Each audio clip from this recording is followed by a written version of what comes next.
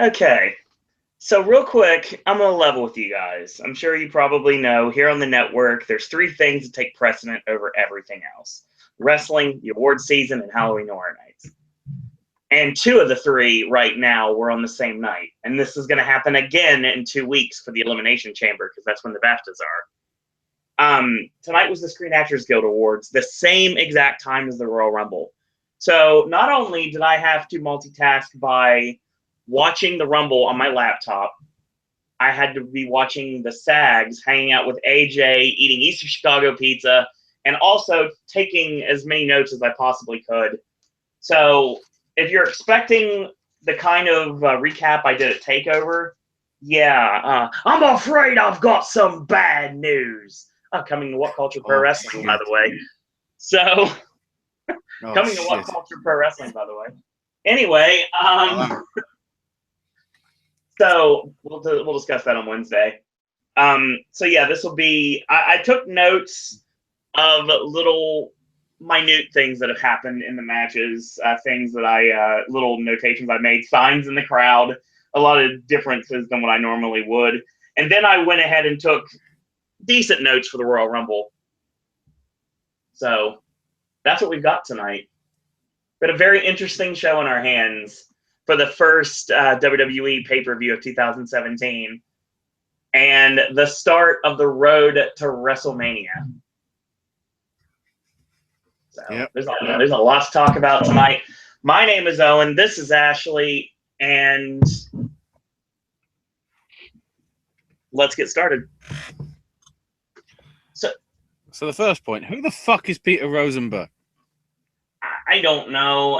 We told you it was that guy from Hot 97 I that know. marked out and wore the American outfit shirt. Why is this cunt still on my television? Because he sounds no different to a Mark.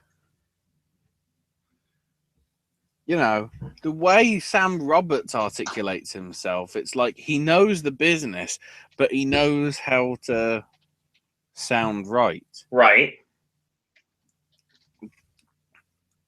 Half the time I hear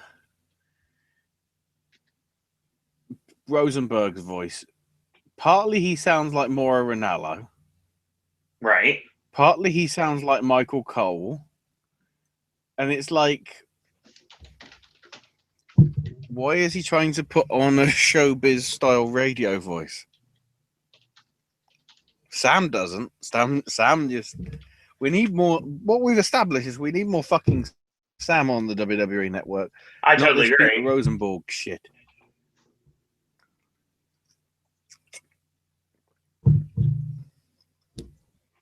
He was even Kayla yesterday was better than Rosenberg when in the crowd bits. Exactly. And then on the desk, it's like, every time it's like, I'm excited, I'm marking out. We get it. They paid you money to be on the show. That's why you're excited.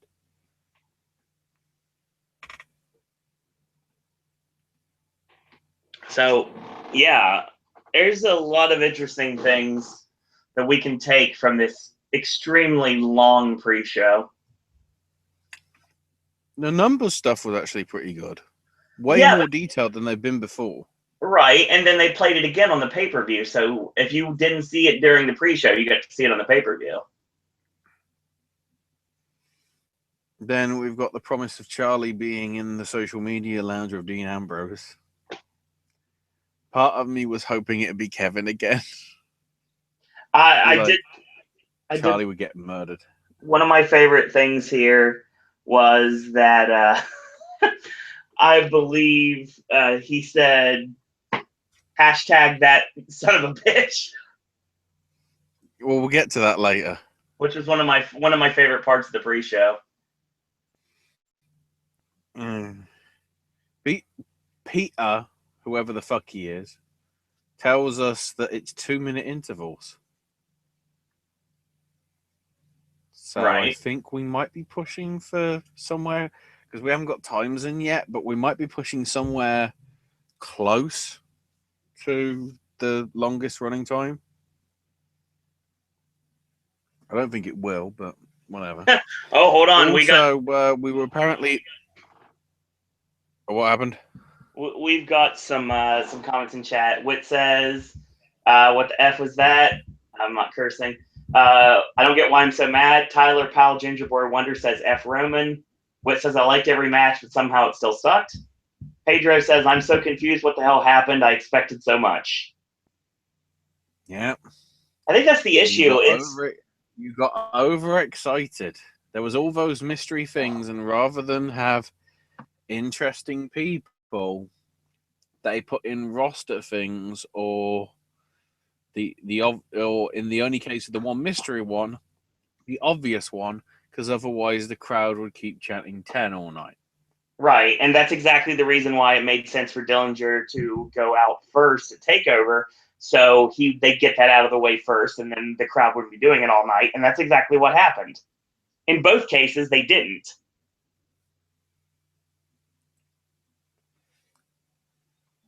I think we're getting a run-in. For some reason, we were told that Tully Blanchard is now a granddad. Yeah, that was interesting. It's like, wait, Tessa and Ricochet have had a kid? What? Is it the true Prince Puma? Oh, wow. That's funny, actually. So we've got Naomi. Wob, wob, wob, wob. I hate this music. Nikki Bella. Interesting. When Nikki Bella came out, there was some booing. Well, yeah. I think. I mean, Nikki Bella Becky is Lynch, who a producer on Total Divas now, apparently, according to what came out this weekend. What? Yeah, she is a legit. Oh, if you look it up, and we'll talk about it on Wednesday, if I'll get more information on it. She is a legit producer on Total Divas now. So, and then he confused everybody in fucking creative. One second. Cheered. So Ashley, before you go on, we have a very surprise run-in, and it's the beginning of the year, and I think it's time to bring a little more entertainment, if you will, back to the Popcast Network. So welcome back, Aaron, from his long hiatus. Is this show still the WWE Popcast, and I'm taking this bitch over? I got my start here. You guys helped me, and I'm pissed. Oh boy, here we go. It's gonna be one of those nights, isn't it? What in the world just happened? With all the uncertainty in the world and people's political views, I'm surprised there's not a damn march going on outside the Alamo Dome in San Antonio, Texas. This is just insane. Well, again, it's one of those things that if you were paying attention to, like was said, I believe Adam Pacitti said it on Twitter, it's like always pay attention to the bookie because they're going to lead you the right way. Yeah. If you've been pay attention to Dave. Yeah, pay attention to Dave. 3 days ago. Exactly. That's how we knew what was going to happen tonight. Yeah. And it played out exactly how we thought. The only issue was there were not as many surprises as people thought they were. And like Ashley said at the beginning of the show, the only quote-unquote surprise tonight was something everybody knew was going to happen anyway. Oh, and if WWE thinks that Mark Henry was is considered a surprise entrant, then they must be smoking crack still. No, I think it's one of those things. I think the surprise was whatever the fuck happened to him in his entrance. Do we? Because Henry was at the stage, coming out, and they lingered on the ring for about 30 seconds. And then all of a sudden, they cut back to Henry coming down the ramp. Yeah. So part of me's wondering, did some fan jump the barrier and try and do some shit? I mean, it's possible. Jacob Cohen's Twitter. He'll know. Well, real quick, Tyler Powell says, I'd rather see James Ellsworth versus The Undertaker instead of Roman Reigns. Hey, wow. he's a man with a fighting chance to him. Good God, don't even bring up that guy.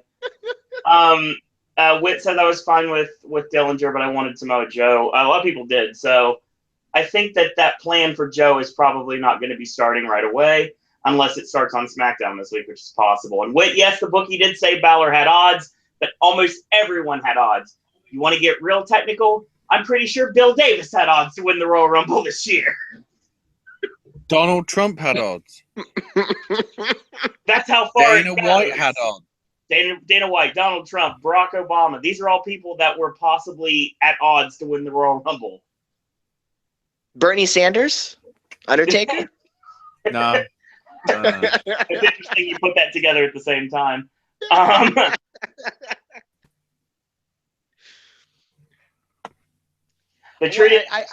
I gotta say one thing. I wasn't surprised that Shinsuke, because I read that a lot online. I saw his name, appeared a lot, that he was going to appear in the Rumble as a surprise entry or as an NXT call-up. I don't think that's going to happen until the night after WrestleMania on Raw, if that's where they want to put him, because we have the brand split now. We've been talking about it for a while now, and we mentioned on the Takeover podcast last night that Nakamura was never going to be at the Royal Rumble today. That made no sense.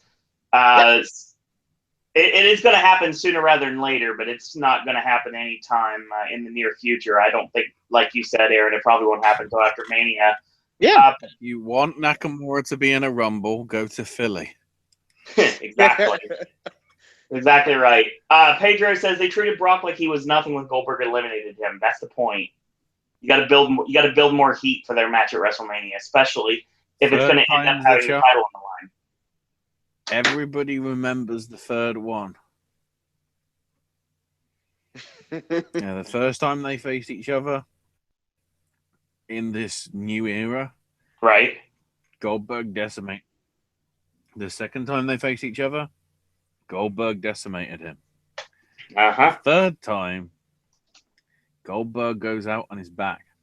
That's exactly right. And think about it this way. Will actually be last. Right.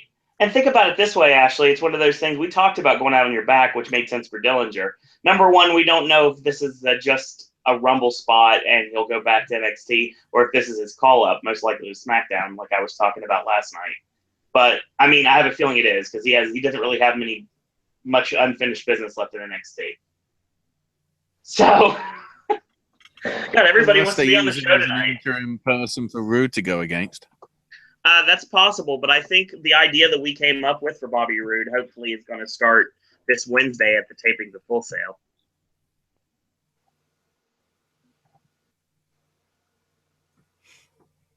Anyway, back to the pre-show. Yeah, we're back to the pre-show. Sorry, chat, but I'm trying to go in order. But yeah, Alexa Bliss came out to cheers. Mickie James came out to cheers that any of the women got in the night. And then Natalya came out to booze. So what I've established is nobody gives a shit about the Nikki versus Natty feud. No, they don't at all. And the heels are more over than the faces in the other two pairs. Also, if she's supposed to be heel, why is Mickie coming out to... Yeah, that's a really heel theme, isn't it?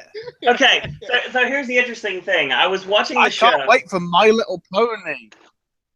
And the My Little Ponies come out and go, I'm going to kick your fucking head in. See, actually, it's the same issue that we had with Adrian Neville. When he turned heel, he still had the music, but then they decided after what we said and what other people said on the internet, they decided they wanted to tone it down, make it a little bit less melodic and more like brooding, and it works. Mickie James needs new music, like yesterday. A train spotting too. Underworld Born Slippy is basically played at half speed for the bits that they use in the film. But to make a point, Mickie James, when she was heel, I mean, what I remember when she was heel, when she went against Trish Stratus, she had the same music. But that wasn't heel. That was I'm licking her vagina. No, she was crazy, so the music fit her. Yeah. Okay. Everyone in chat right now, number one, we're trying to stay on topic as much as possible. Now, I know there's a lot of things that need to be said tonight, and I will try to get to everybody's questions. We're gonna get overall. You know, if I want to say it now, right? Okay. Not just I think Ashley's glitching out a little bit. Yeah, Jeremy Mills said Nakamura was mentioned to have a dislocated kneecap, and he has to get an X-ray to specify the issues he's having. So, yeah, we talked about that last night on the podcast. Pedro says, one of the only ones really wanting to see Goldberg and Taker after their face-off. Now this is not political whatsoever. This has to do with The Apprentice. And a long time ago, when Donald Trump was working with Vince McMahon and doing the stuff with the WWE, during the Celebrity Apprentice, when Goldberg was on the show, I was thinking that Trump would have came out on Raw and says, I can buy and sell anything in that ring or surrounding that ring, and I want one thing and one thing only. I want to buy The Undertaker's undefeated streak. So I found someone that's going to get the job done. And that was going to lead to Goldberg being the man for Donald Trump to go after The Undertaker's winning streak. And that was the idea I had a long time ago, Pedro, so I've been wanting to see this match for a while. Miller says the NXT Championship is glorious. Yes, we had a really good show last night. Mickey James is sexy as hell, meow. Thank you, Tyler Powell. Mickey James wearing nice Peyton Royce style gear tonight, too. Welcome. Real quick, before we move forward, Ashley, we do have some other guests, some blasts from the past, if you will. My God, this feels like 2016 all over again. Welcome back. That's a shoot. Welcome back to the panel, Travis and Will. Will, go first. I'm pissed. Of course you are. He's pissed. people are pissed. This is going to be a fun show, I can tell. Okay, so I'm just saying, Roman Reigns has literally ruined 2 Royal Rumbles for me. Every single Royal Rumble I've watched, that man has ruined. But for about 5 seconds after something happens with him ruining it, something gets better. Like in 2016, he came out.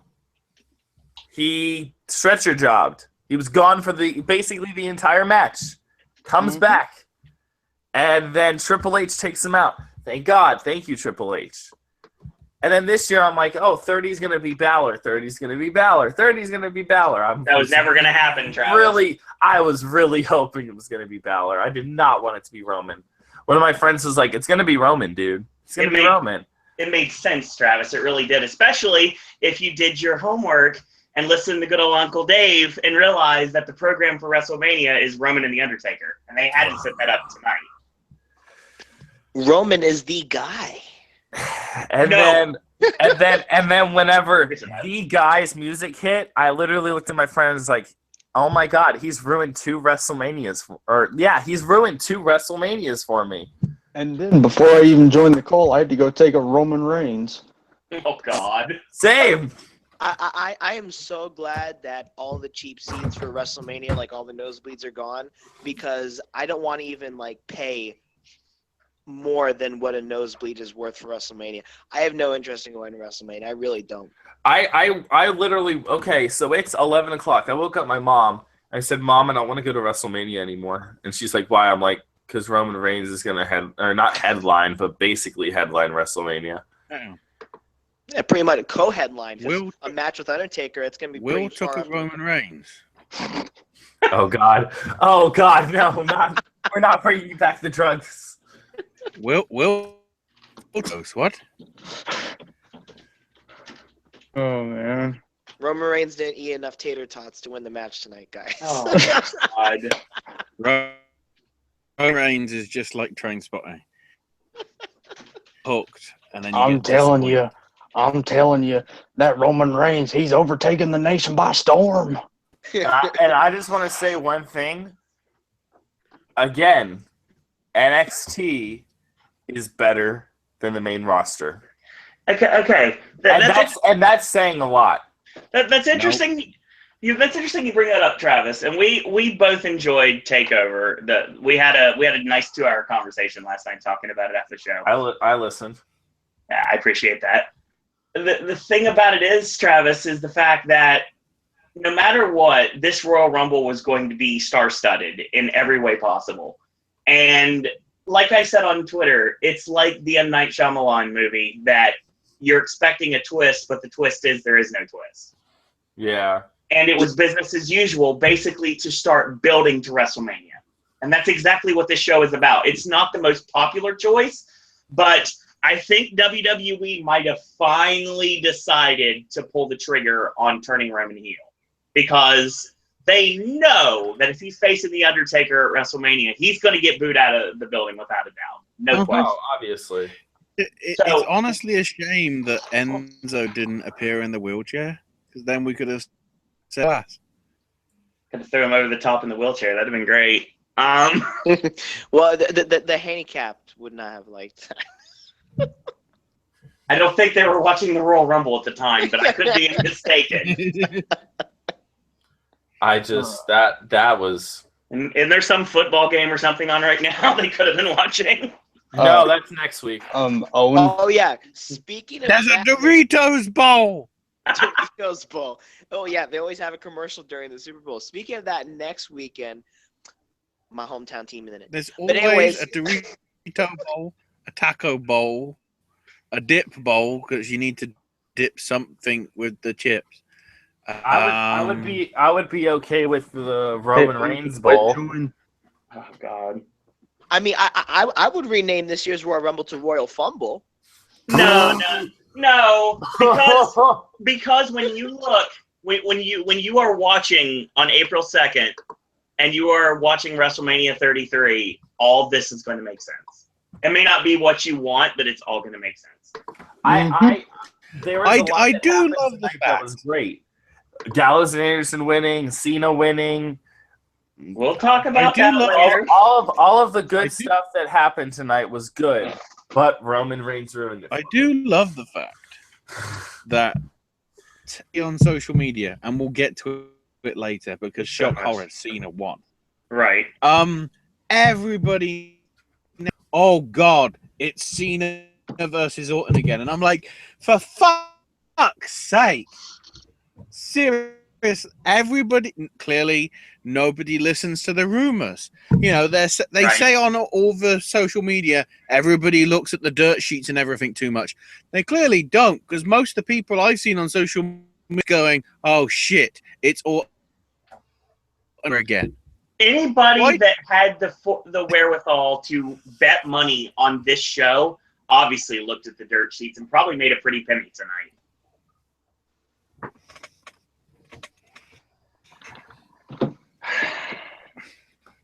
This is going to be a fun the thing show. Worth mentioning from the sixth man with SmackDown, all right, is Mickey did very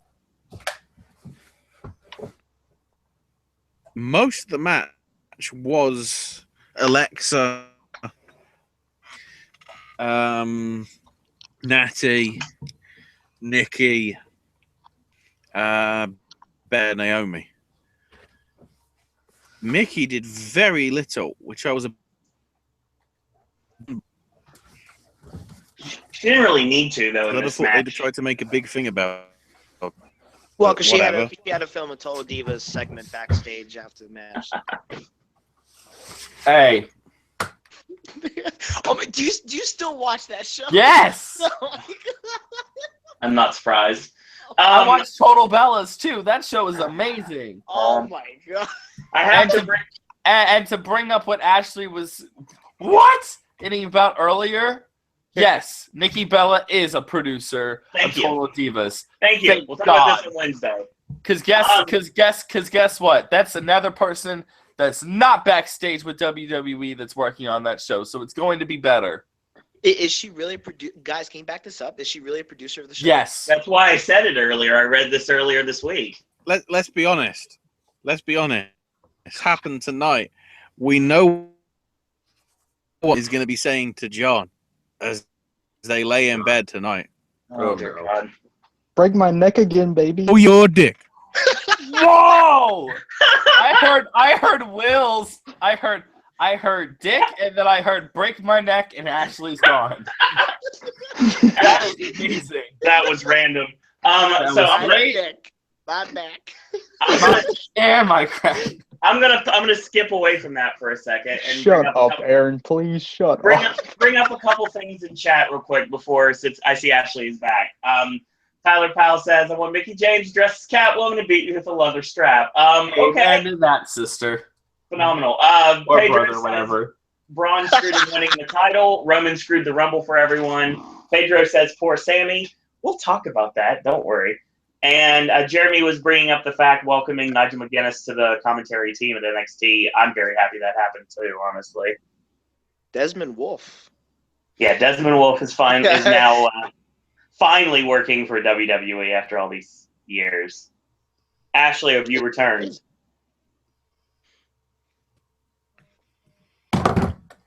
That's a no. I see you're there, but I don't see you here at all really yet. That is a negative, Ghost Rider. Anyway, I wrote some notes for this match, and then I'll get into more of the spots. Natalya, clear as day, yells Lexi, calling Alexa Bliss her shoot name to get her to set up for the triple suplex spot. Yeah. Go Natty. Pretty sure Mara referred to a small package as an inside package. Ah. So somewhere between a small package and an inside cradle, I guess you get what we had in his head. So that was rather interesting. This match was kind of there. It was okay. Everybody really showcased themselves pretty well. Naomi gets the hot tag, a drop kick to Naomi, and to Natalya, and Mickey knocks them both off the ring apron, hits Alexa with a very glancing blow on a somersault clothesline. And Naomi does those horrible kicks that I hate so much. And then we hit finishers galore. Naomi gets a high kick, which looks like it missed her by a mile, and finishes Alexa with a split-legged moonsault. Here's pretty much what I'm thinking we've got here. They're building Naomi up as another challenger for Alexa Bliss in the Women's Championship. And I think that's exactly the direction we're going here. The fact that Naomi comes back, they've tweaked her music. It's a little bit more EDM. It fits her gimmick a little bit better. And she's got a chance to have a showcase in this match. And she gets a clean win over the champion. So I think we may be building Naomi as the challenger at Elimination Chamber, unless we go with the first ever Women's Elimination Chamber this year, which could happen too. I was thinking that during that match. I was thinking, yep, this is going to be the first Women's Elimination Chamber match. And I do believe it's happening. And it'll be a botched finish, like supposedly the Hell in a Cell between Sasha and Charlotte, which I still have not seen. I missed Hell in a Cell completely. It was one pay-per-view because I stopped watching WWE after a while once I got back to work. Like, I was a terrible WWE fan. I wasn't watching Raw or SmackDown or any of the pay-per-views. But whenever I'm off or I get off early enough, I watch Raw. Sometimes I catch SmackDown. I missed Roadblock, End of the Line. That was a funny title. Roadblock, End of the Line. We always made the Walking Dead reference whenever we talked about it. Walking Dead, End of the Line. Yeah. Roadblock, Walking Dead, End of the Line. It was pretty much a thing. Ashley's having some technical issues right now.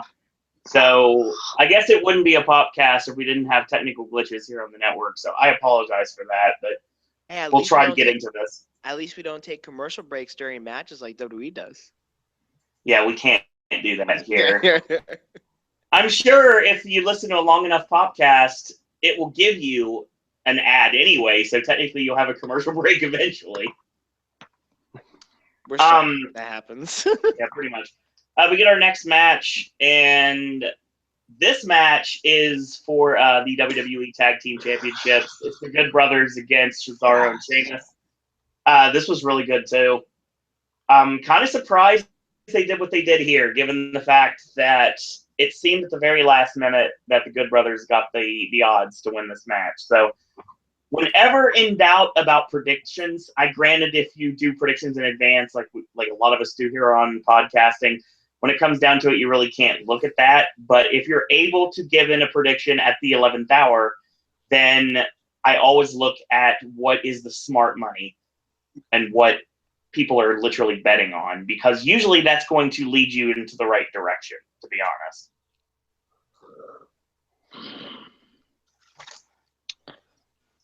If any, Ashley, you've returned?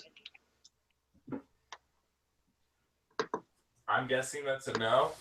Still having technical issues with Ashley. He's in La La Land. We all are right now, literally. Which I need to talk to you about that after we're done. Yeah, indeed. So this match was good. Hard-hitting tag team match. I enjoyed this for what it was, and it was a good, I guess Jim Ross would basically call this a match of 4 hostages beating the daylight out of each other.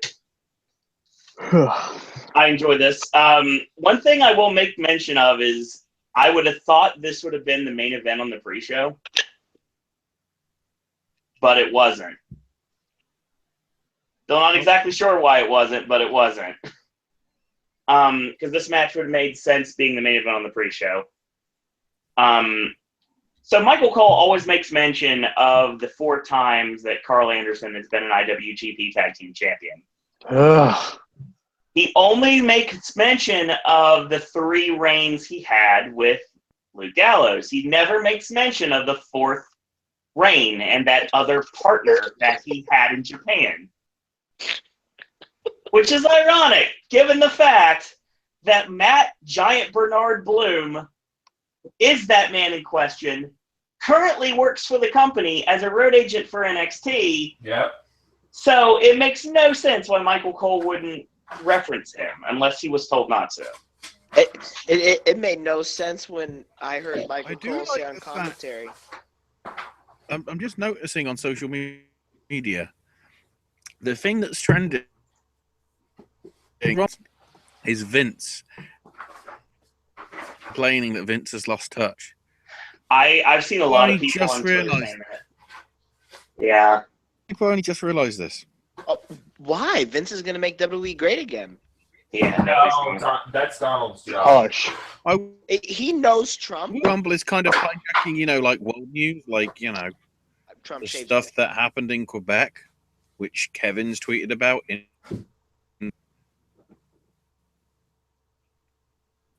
Indeed.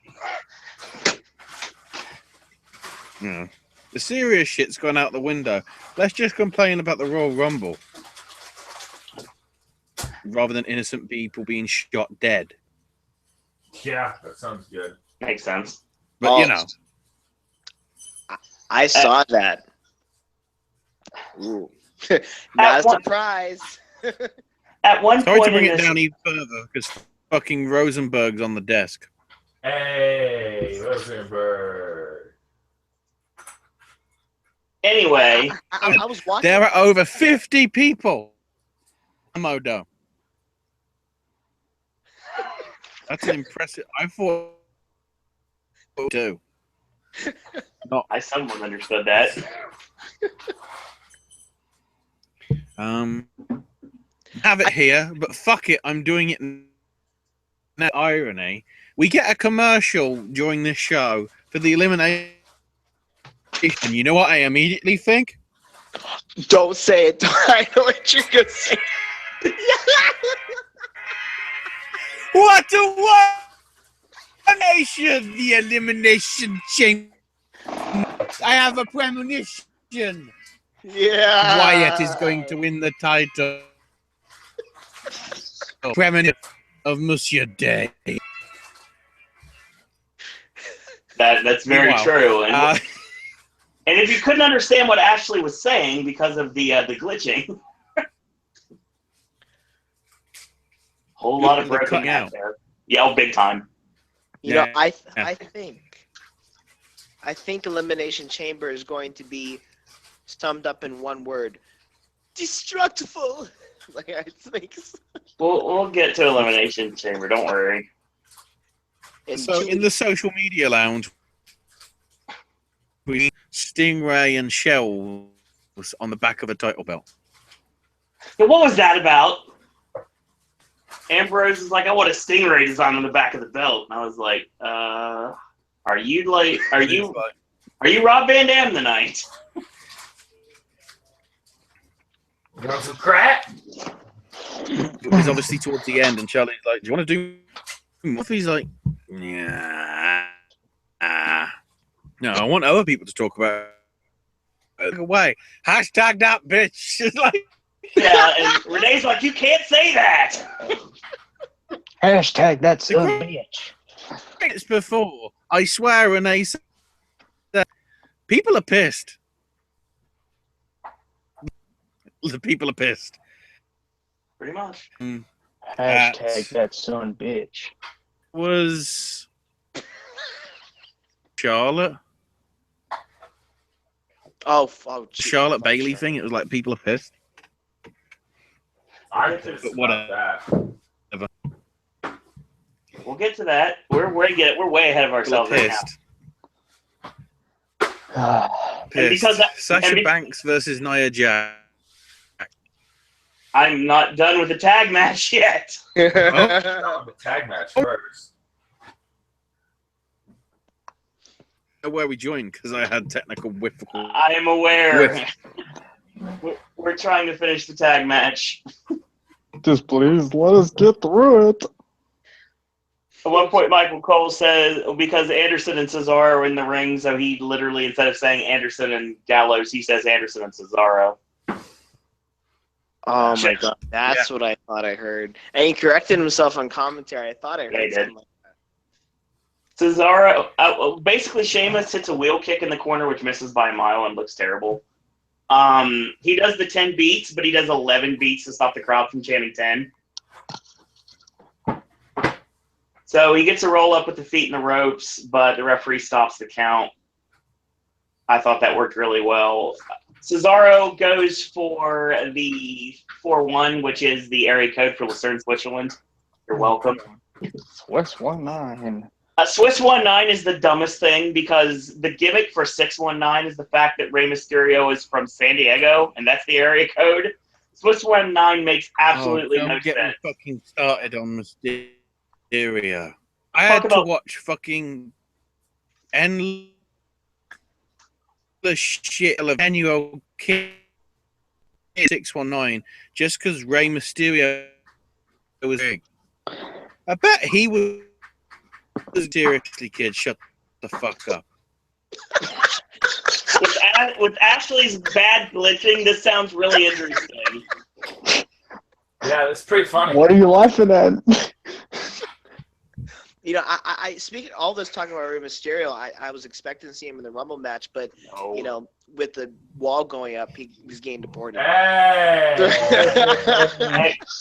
See, I said a long time ago. Let's just mute him for a minute. Anyway, Cesaro hits the flying body press, gets a near fall.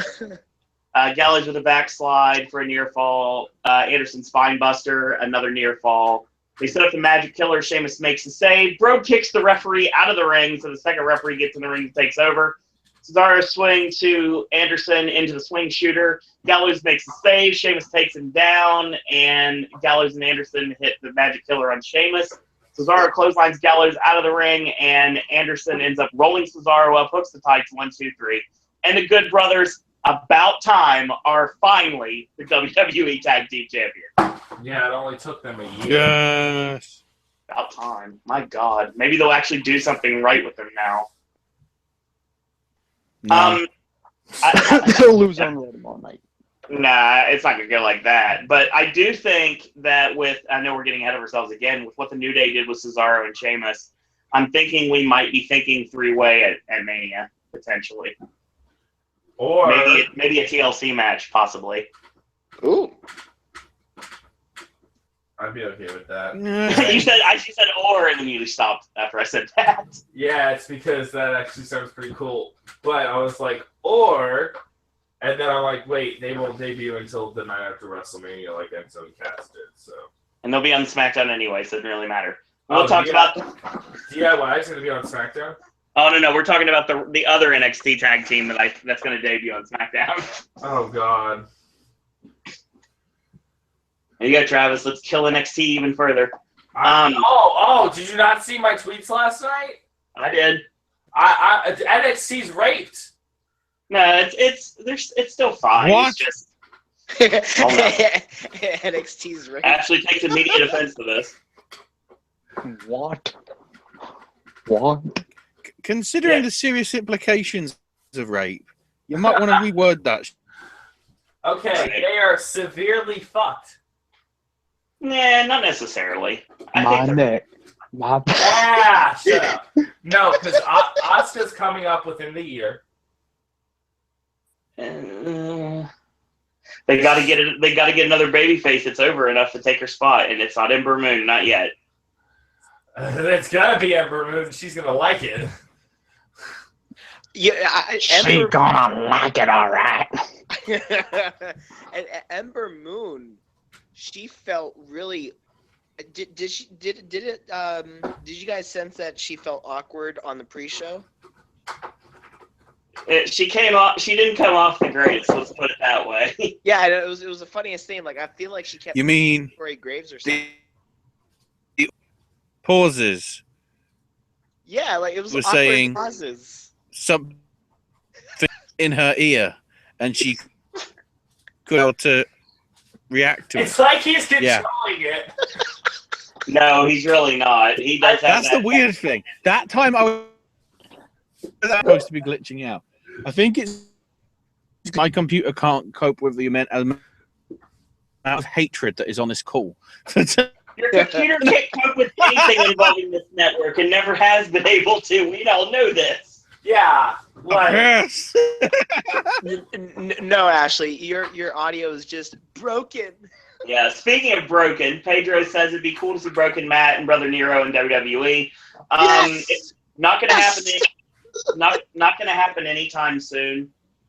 Well, thank They goodness. just want- I love seeing him here. They just won the CWF Mid-Atlantic Tag Team belts over the weekend, so that'll probably be airing on the Impact soon. Interesting thing here. Whit says it would just end in a pre-recorded vignette. Roman spears all 6 Hardy members at once into an explosion and they all die. I've watched your wording there, sir. Pedro says Gallows and Anderson deserved it. I think the whole 2 officials thing made no sense. The match was good, a little bit of back and forth, the ref thing. Please no, please don't. Which also, if they really want to go in that route, they could lead to them taking the titles off of Gallows and Anderson because the referee that was given the in-ring officiating spot in the match got knocked out, and thus would be a DQ, and they could just flip the titles back. But I think that they're going to stick with the title change, and I think that finally it made sense. I just watch your wording on the internet, Whit, to be honest. At one point... There's so many dick trolls on Twitter. did someone say Dick Troll? Yeah, she was at Harry Potter Celebration today. We saw the picture on Twitter. The thing is... I stay far away from that. When I got off work, I was like, I'm staying far away from that. I missed it this year. I won't miss it next year. Peter Rosenberg shows up replacing Shawn Michaels in the pre-show panel because apparently Shawn Michaels had stuff to do. So we get that there. And there comes Austin Aries. He had every single cinema copy of the Resurrection, which was full. That would require theaters to have the resurrection of Gavin Stone, actually. I can assure you, most of them don't. So Aries basically shows up just to talk about Neville and Rich Swann, and that's all he's there for. But anytime Aries is on any sort of commentary is a good thing. I'm cool with Aries on commentary, but whenever he does come up to the main roster and wrestle, honestly, at this point, when that happens, it would be nice, actually, to bring someone else in to take his spot on commentary in 205 Live. Yeah, Brian Kendrick. I wouldn't mind if it was Steve Corino, to be honest. Yeah, something like that. Corino makes sense.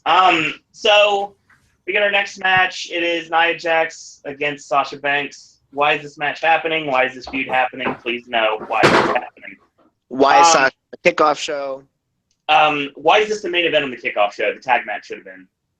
And I know you're a huge fan of Sasha's there, and I completely get that. But if you want to talk about meaning and point, number one, the tag title match should have been on the main card. And number two, if they had to have it on the pre-show, it should have been the main event. Exactly. Yeah, I mean, but Sasha is one of the good performers in the women's division. So I don't know. It's just shocking to see her downgraded, in my opinion, to the kickoff. I feel that's an insult to her. She probably doesn't even mind it personally because she's still getting a paycheck at the end of the day. Right. She's gonna do whatever she's told. But Yeah. Yes. At Total Nonstop Deletion, Decay did kill people. I totally remember that. We talked about it. So, but in this world, different. A quick mention about Decay. I had seen Crazy Steve without his face paint on. Yeah, I did too. He was in Monsters and Mayhem at 25. The thing is, very cool. He wears reading glasses. I saw him at Orlando Ale House. I asked for a picture. He said, contractually, I can't take pictures with fans. Contractually? Contractually. Well, someone's been studying their thesaurus. I'm sure if you brought up Joker Sting to him, he may change his mind. Try that next time. Oh yeah. He'll understand what you mean and immediately be like, "Oh, okay, maybe I can take a picture with you after all." Won't tell anyone. Well, I mean, I think it makes sense because people only know him as Crazy Steve inside TNA, so contractually he can't really take pictures with fans. Not really. That's good. That's good keeping of kayfabe. But I mean, on the same token, James Storm probably shouldn't take pictures with fans either on that same deal because he's a heel as well, and still he does it. He does it too. So I mean, Abyss takes pictures with fans. DCC. True. But we'll talk. I like DCC. I wasn't sure about them in the first point. At first, when I heard about them, but because I was it's just in the masked faction at TNA because aces and eights and. Speaking of TNA, Dixie's out, right? Yes, Travis, Dixie's out. Dixie is out. Jabberwockies invaded the Total Nonstop Action Impact Zone. It's just so much craziness trying to get everything under control and talk about WWE. I'm sorry. I just need to put in the fact that, yes, Carter is now gone.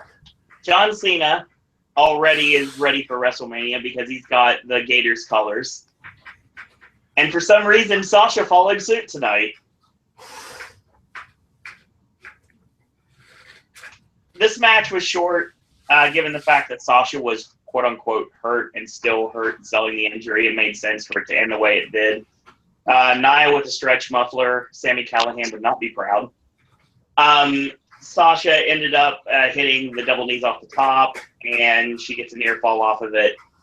Nia ends up catching her with a pop-up Samoan drop, which you can add that to the myriad of finishers she has. Not as easy of a move to mess up, so it is what it is, I guess. Thanks, Rock. Yeah, this match was okay. I understand the plan here is Charlotte, Sasha, Bayley, Nia Jax at Mania. I don't know why Nia's involved here. I understand. I totally get it. They want Nia Jax to be Bull Nakano. I totally get that. They want her to be Aja Kong. I get that. I get that 100%. But she's not. And she's not going to be anytime soon. She's not even Awesome Kong. So even though that's what they're trying to convey, it's not working. She's so robotic when it comes to her promo, she might as well be doing backstage interviewing for WWE. Oh, God. I've heard the term robotic before, so you know what that means. She's the girl. I'm telling you right now, I mean, I don't have an issue with Nia, but their promos do not give her anything to work with. She's very not believable. She looks okay in the ring when she's working with the right people. She's not there yet. I mean, she got brought up too early, and now she's basically having to sink or swim, and she's wading in the water right now. Yeah, no, it didn't make any sense when she got called up. And that's why I kind of brought up the little Roman Reigns pun, is because what did we complain about even last year and even in 2015, Roman Reigns just robotic brains. The way he was talking in promos. Wow. Yeah, Pedro, you hit the nail right on the head. They really want to push her, but she's not ready. I know she's not, but I think if they are bound and determined to do something with her and do that 4-way at WrestleMania, then they're going to do it, whether we want it or not. Whether we want it to be a 3-way or we want it to be a singles match with heel Sasha Banks versus babyface Bayley, I'd love to see that, but that's not what we're going to get. So we might as well just enjoy the ride. And in the meantime, we all wait for Emmalina to show up. But see, here's the thing, though. My question is, I think I was in this conversation. What ever happened to the over-the-top rope Royal Rumble for a opportunity at the Women's Championship at WrestleMania? Whatever happened to that? If we talked about it. You do realize, I mean, there's still time. If they want to do another one, they can. I mean, it doesn't matter what we want, Will. It only matters to what Vince wants. Vince is like, whatever makes me happy. So, yeah, there's that. There's really not much to the match. It was just kind of there. We get Stephanie basically shows up and she bans Seth Rollins from the building. So everything that happened at TakeOver, that was the actual angle, and then it will be talked about on Raw tomorrow. So I thought that was so cool. That really was unexpected. I mean, how like Corey Graves just like turned around. Right. We've got that up. That was nice. We've got some interesting signs in the crowd throughout the entire evening. Mr. Bean, greatest wrestling sign of all time. Mr. Bean wins it. Mr. Bean's face. It was so funny. I loved it. A sign that said King Ross is greater than JBL. And then another guy in the crowd said King Ross is a wank feather. That was the other one in the crowd, yes. The other one I saw was I forgot when I saw it. It was during one of the Superstars entrances alongside the entrance way was Trump Catch Me Outside. I saw that one. We'll talk about that one later. Something about John Cena and tortilla chips. Oh, it's in my notes. I'll get to it. I'm trying to find it in my notes. Did someone say tortilla chips? Oh, God, where is it? John Cena likes tortilla chips. Something like that. I'll recognize. Find it. He likes something of tortilla. My notes are so messed up given the fact that I had to write like so super fast. Yeah, like John Cena and tortilla chips is really interesting. Don't know why that was mentioned, but I had to bring that up. I wrote some signs down during the night. We'll get to that later. So basically then Michael Cole officially announces something about people are having problems signing up for the WWE Network tonight. So we're going to send they didn't say this. So we're going to send Shawn Michaels out to mug for the crowd for no reason and kill some time or give you a chance to buy the pay-per-view. Pretty much, that's exactly what that was. Whit says I only watch WWE so I can watch King Ross later. He is a sick guy after all. So it was pretty random. I liked how Renee Young just suddenly that's where he went. Oh, exactly. Oh, that's who Shawn went off to. Yeah, sorry, Renee. You had to do that. Oh, I should have mentioned something else. At one point, the referee, I didn't mention this in my note. I'm reading back on this. It was really interesting because Cesaro ended up being on the canvas at one point during the tag match, and I'd be remiss if I didn't mention this. The referee gets so scared he ends up sitting on Cesaro's face for a second. I have to mention that. Oh, God. He scared him so much he sat on his face. Take that any way you'd like. Still time to sign up for the free network. Let's talk about the first match. And if Cleveland was here, we weren't talking about Sasha Banks when referee was sitting on Cesaro. Hey. Did someone I'm not losing control tonight. We're trying to rein this in. Did someone say WWE Network? I think someone is gabbling. I was gabbling. If anyone has any commentary on the matches, feel free to talk about them before we move on to the main show. Well, I actually did not watch this pre-show because I had no faith. Brilliant. Aaron. I watched part of the pre-show, like partial of it, of the 6 women's tag match, using Wi-Fi when I was at Walgreens with my parents, and then at Walmart, and then Racetrack. I don't want a laundry list of where you went. rest. We just need to find out what you thought of the match. Well, because I didn't really see like the whole match, so Of what you saw, what your commentary on it? it was, it was okay. I mean, I don't know if there's still like a craze for women's wrestling or women's revolution, that there was before. I don't know. I don't feel it. I don't feel like I used to. Maybe it's because I work so much. I don't fucking feel like I used to as a wrestling fan. But That's making excuses. no, I'm sure I will prove that statement wrong in a couple of months. Don't worry.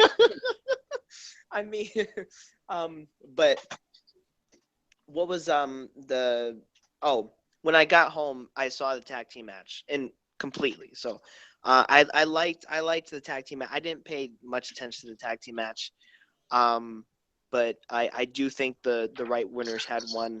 I'm not big fans of Luke Gallows and Carl Anderson, but I have heard of them, and I do remember Luke Gallows from the Straight Edge Society, of course. So for him to come back into WWE with someone like Carl Anderson, and it's good for Bullet Club fans worldwide that they're finally champions in WWE. Right. And it makes CM Punk probably happy that they rehired his friend Luke, and then that he's champion, whether Punk's watching WWE or not. He probably could care less. I'm sure that's a guarantee at this point. Yeah. So the rumors of Punk. I don't know how the rumors of Punk ever coming back still continue. I thought when Stephanie owned the Chicago crowd, I thought that was hilarious on her part. That was a pipe bomb of her own. So, Will, you get the last thoughts on the pre-show before we move forward. Okay. I watched the tag match of Cesaro, Sheamus, and the Good Brothers. That was a very good tag match. I applaud them for that. I watched the 6-woman tag match, and when Sasha and Nia were making their entrances, I went to go make dinner because I didn't want to watch that match. Those are my thoughts. All right, let's talk about the first match of the show. It is Charlotte defending the Women's Championship against Bayley. This build-up has been absolutely god-awful. Woo! Ashley would, if he was on here right now, he would totally bring up the fact that it is absolutely ridiculous that most of the storylines in WWE right now are basically a huge slap in the face of Bryan Danielson. If you really pay attention.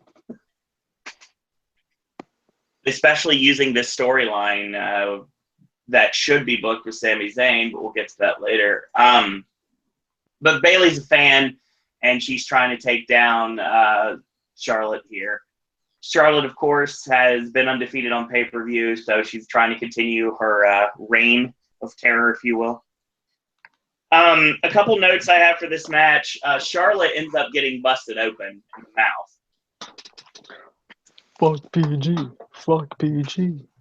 Yeah, no, it was so funny. Yeah. Because ironically, I was watching it with my dad, and like I'm talking to him about, in the '90s, early 2000s, there'd be blood almost like every week, and it was really cool. And then all of a sudden, she starts bleeding. Her wish granted. Well, Fuck PG. We'll get to that. We'll get to that in a minute. So if you were curious how it happened, I can tell you how it happened. Bayley was wearing Macho Man style gear during the match, and she hit the Macho Man elbow. And when she dropped, her elbow went right into the face of Charlotte. So my guess is either one of a couple of things happened. Number one, it just busted her mouth open. Number two, it knocked a tooth out, causing blood loss. Number three, it's a possibility that she wasn't ready for it, and when the impact happened, she bit on her tongue and maybe possibly bit down her tongue, and that's what caused all the blood. Because there was a lot of blood in her mouth very quickly. Mm-hmm. My dad said that she could have bit her tongue. Yeah, it's a very good possibility. This ends up getting a near fall.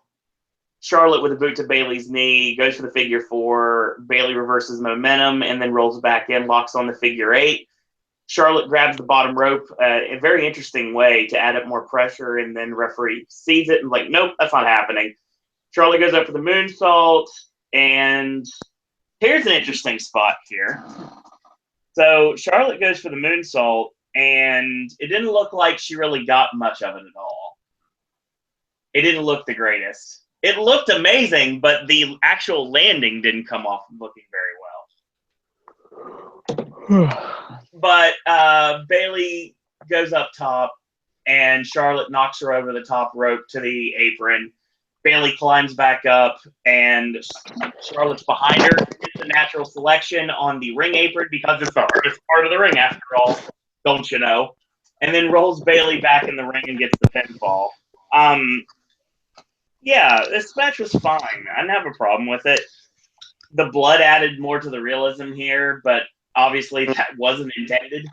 So that's another thing, too. Obviously, Charlotte had to win here. I'm sure everybody here would agree with me on that, given the fact that the storyline here is you can't beat Charlotte. You can't beat Charlotte. And then WrestleMania is finally going to be when Charlotte gets beaten. And no matter if it's a multi-women match or not, it's still going to end up being at the end game, Bayley pins Charlotte's shoulders to the canvas and wins the match. Unless it happens at WrestleMania, which it probably will now, I thought, since it's kind of like the same stage, but, more, the Camping World Stadium will seat more than 50,000 people, but like 20,000 more. I thought Bayley winning the title in San Antonio would have been a great moment. But they have a chance to do that in Orlando.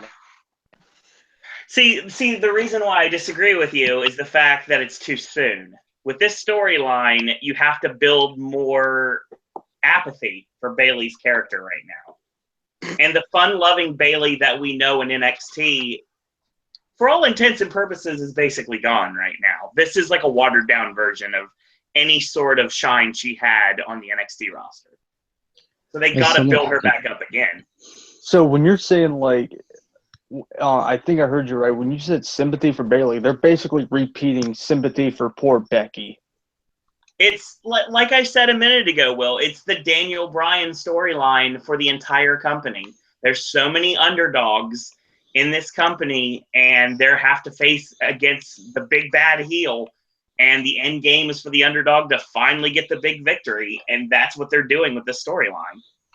As someone who just started watching NXT last night, I don't know Bayley that well yet. I'm not ready for her to beat Charlotte. Anyone with two hands has a fighting chance. Oh, dear God. Shut up. Well, welcome, That's Whit. my motto. Yes, welcome, Whit. So, yeah, we're hoping Ashley gets to return soon. If not, then hopefully he'll be able. Well, I know he'll be back for Raw tomorrow night, so we'll get to this as quick as we can. This match was okay. I mean, there was something missing here. It seemed like the chemistry was there, crowd was somewhat into it, but it's just one of those things that you have to keep the baby face down here, and that's something that is a quick way to deflate the crowd. Like when the Not Pretty Boy Killers, the Not Gorillas of Destiny, won the tag team belts last night at NXT. Not something that really resonated well with the fans, but it's something that had to happen. And I think Charlotte retaining had to happen here. Yeah. Welcome back, Ashley.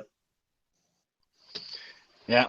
Fuck the computer, it can't cope with this many people. So we resort to shitty microphone. So it means I have to shout loudly, which means people are pissed. That's fine. Phone users beware. Ashley's going to yell tonight. I guess I have to. No, I think, in all honesty, the finish makes sense because the payoff is obviously going to be at Mania. And the thing is, they actually delivered somewhat a good match. Not as good as... Because I think they did at least go one-on-one in NXT. I think. Yeah, I believe so. That was a better one, but... I must admit, I'm not looking forward to the possibility of it being a four-way. See, same thing. Sasha and Nia, but it's a % chance of the belt not being on Charlotte. Really? That girl needs a fucking rest. That girl needs a fucking rest. God almighty. I mean, can we give her an injury angle to get her off television for a little bit? Who's Charlotte? Yeah. Oh yeah, I mean, I can't stand Charlotte. I mean, like the title belt, you can only have the title belt on someone for so long until it starts getting just dull. And really, the only reason, and she can even deny it herself. Yep. You know, my favorite thing to do is beat up John Cena. But anyways, go home to my hot Asian wife and beat up John Cena. Charlotte beats up John Cena. Oh wow! I thought that was Bram. I knew someone was gonna say Bram there. I knew someone was gonna say his name. No wonder why Bram is in the Death Crew Council. He could almost kill the Charlotte. Okay, that's bad. Dear God, so anyways, I thought it stood for Dick's Cottage Cheese. What? Okay. But anyways, she can even deny it herself. And WWE can even deny it, like WWE Creative and Vince can deny it. She is only the champion this long because her last name is Flair. I can't believe they've actually added Flair to her name. When she first went to, and when she got transferred from NXT to the main roster, she was known as Charlotte, which was amazing because we all know that WWE likes to change sometimes their names or drop their first names. Really, as soon as they added the Flair back on, it's like her legacy's tarnished. She was doing perfectly fine on her own, exactly, proving that she was a great wrestler, and then it's like, yeah, you know that idea. What we're gonna do? What we're gonna do here? What we're gonna do is get a couple of haters. couple of haters. A couple of taters. No. A couple of tatas. So you turned him into Vince Russo somehow with your impersonation. So. And the way they keep using genetic superiority, that's just kind of weird for me. It's been something that's been in Charlotte's gimmick since day one. Oh, it has? Okay. Yeah. Rosenberg. I didn't know if that was a new thing. That's all I want to know. What about Rosenberg? Who the fuck is Peter Rosenberg? Nobody knows, Vince. Who is this shit? And let's not forget. I want to know who Charlie is. I want to know what love is. I want you to show me. Show me. Anyway, little Charlie. So we move on to our next match because booking makes sense. Cool. The Universal title match is next. Brought to you by Mark Burnett Productions because it's Shark Tank. Sorry, Shark Cage. I love the fact as well that sort of with the tag match, just from what happened in this match, we had an utter case of, so why the shit is this a no DQ match? Because then it aids the guy that we're trying to hinder.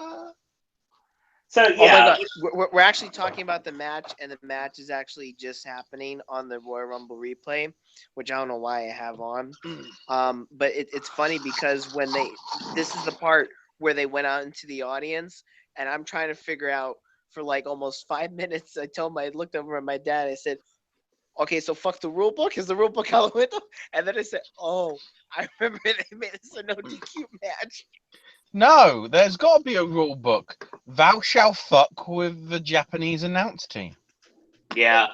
Funaki. Do you want to mention the fact that WWE brought in a Mandarin announce team this year, and their names were literally Ming and Ding?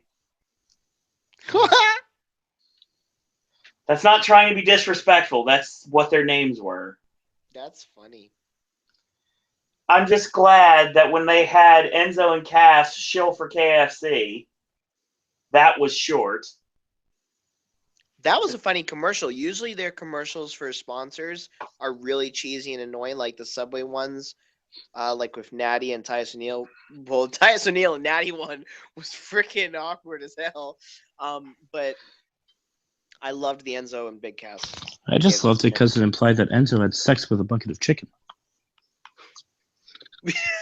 That's a very interesting way to put that, Whit, to be honest. He asked Big Cass to leave. No!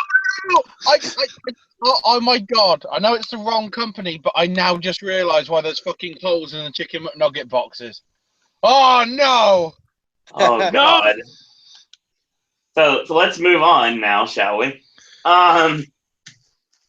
So yeah, we get this match. Universal Championship on the line. Kevin Owens facing against Roman Reigns. The thing is, the fact that drop the title name. Drop the title. You have Chris Jericho in a shark cage, so he cannot get involved, and then do a no DQ stipulation. Oh look! Guess what I smuggled in my pants? It's William Regal, and he's just given me in my pants a pair of brass knuckles. I feel like they did that because with how much Owens likes the championship, if it wasn't no DQ, he would have logically just done the old walk Owens walk thing. I think Jericho just opened his trousers and it's just like, all right, sunshine. He was hanging in the shark cage like a sexy pinata. Oh my God! Like a very sexy pinata. So, get in, man. So let's move on, shall we? Owens gets a huge pop, no surprise. Coming out first made no sense given the fact he's the champion.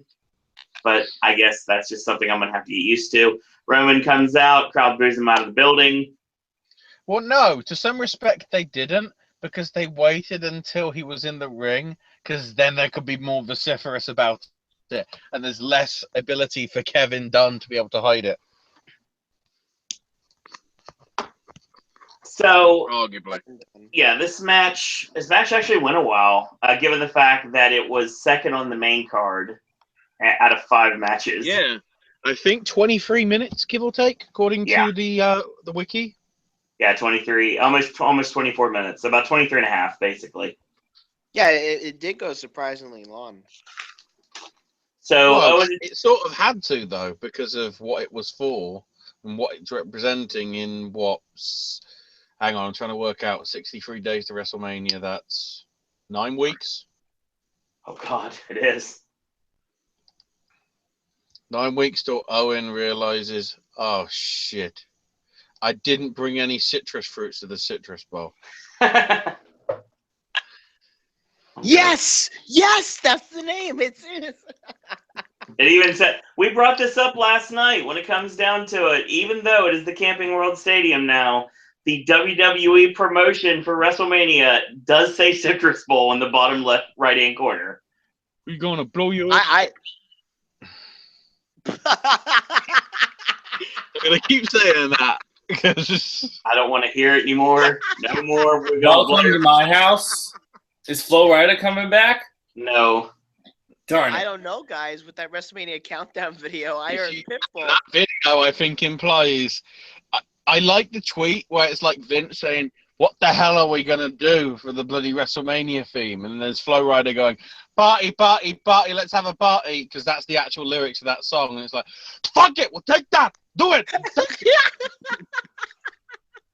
All right, so before the match starts, Owens and Jericho attack Roman. Roman gets the upper hand, finally tosses Jericho in the cage. Cage goes up high, and we start the match. This was interesting, to say the least. Very back and forth, but not at the same time, if that makes any sense.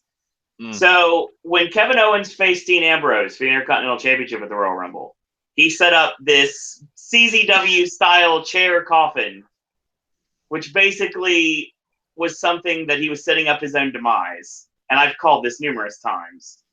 And he kept stacking chairs. Never seen anything like that before. That was really never seen anything like that before. That was unique. Exactly. I've got a lot of indie wrestling you need to watch if you want to see something like that. Oh, I'm just watching. We'll talk about them later. Don't worry. Maybe countless hours at a time.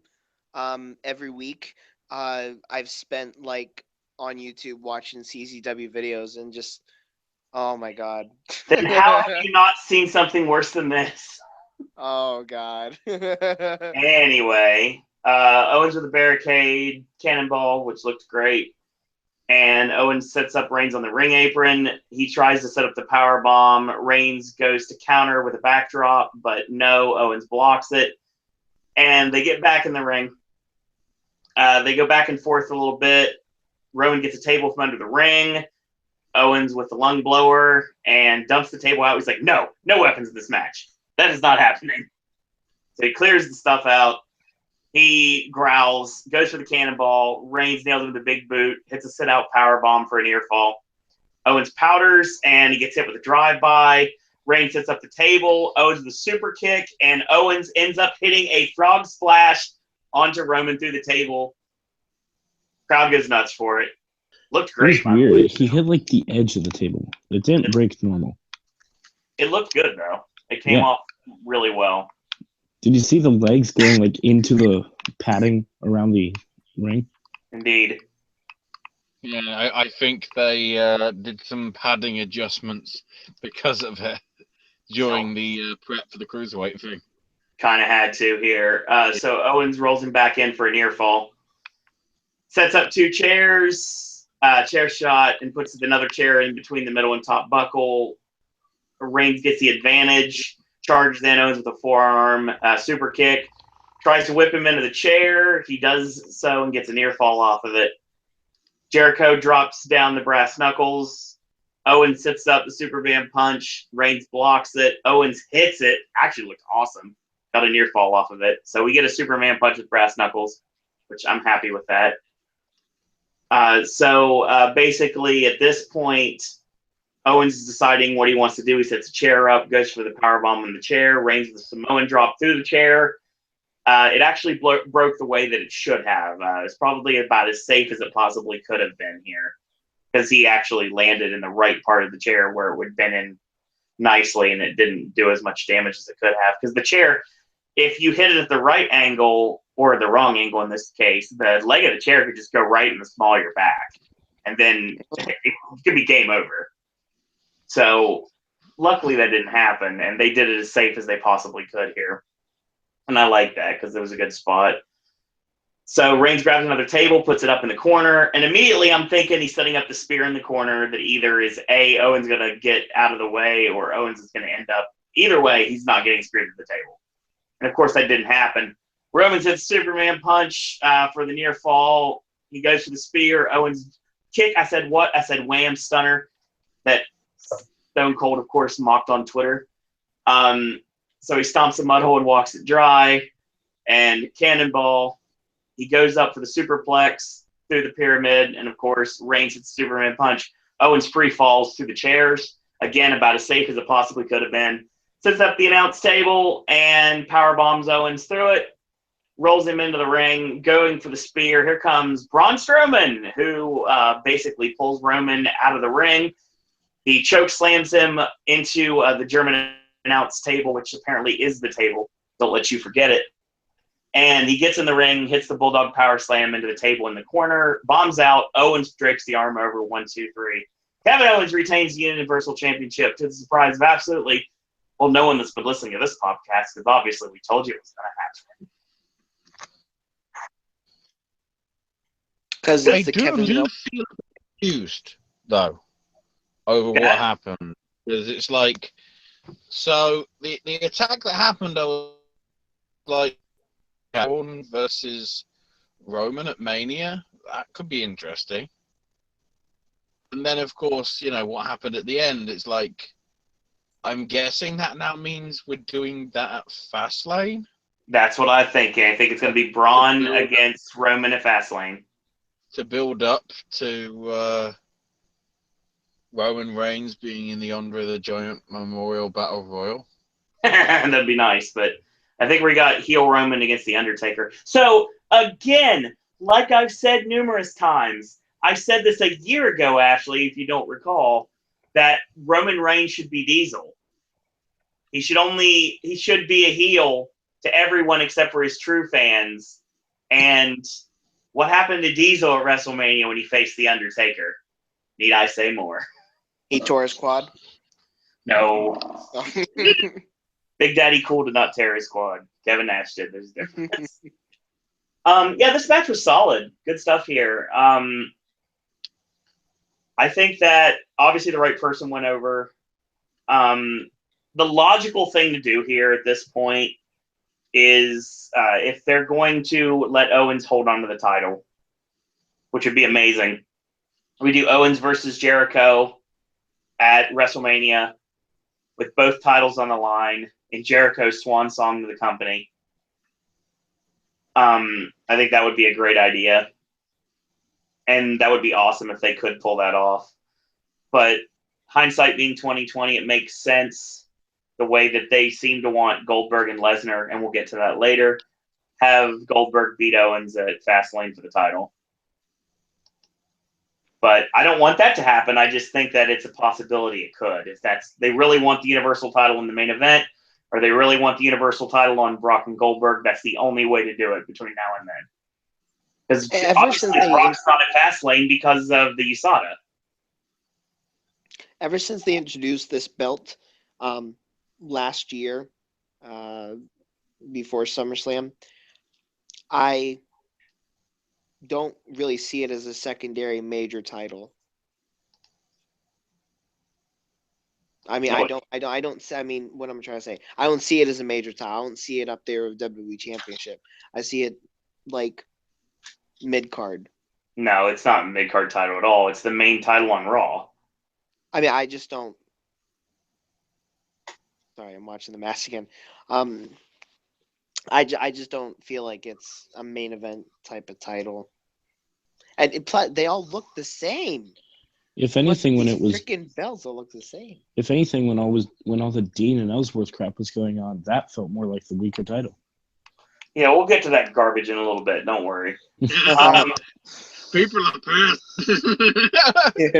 Owen doesn't like this storyline at all, and we'll get to that in a bit. Since I've started watching SmackDown, because obviously, if you follow on the Wednesday shows, you'll see that I've been talking a lot more about SmackDown because Tuesday I've been watching SmackDown.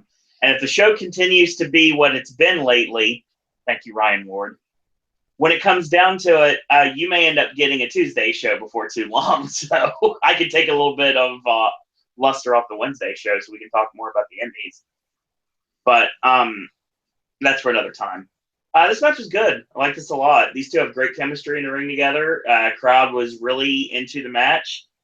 Really bought on the near falls. Every time Roman looked like he was going to get the upper hand, they were booing the daylights out of him. I just thought it worked really well. And I like Strowman getting involved. The chairs spot. Right. My God. It was great. I was waiting for that to happen during the whole match when Kevin Owens had set it up.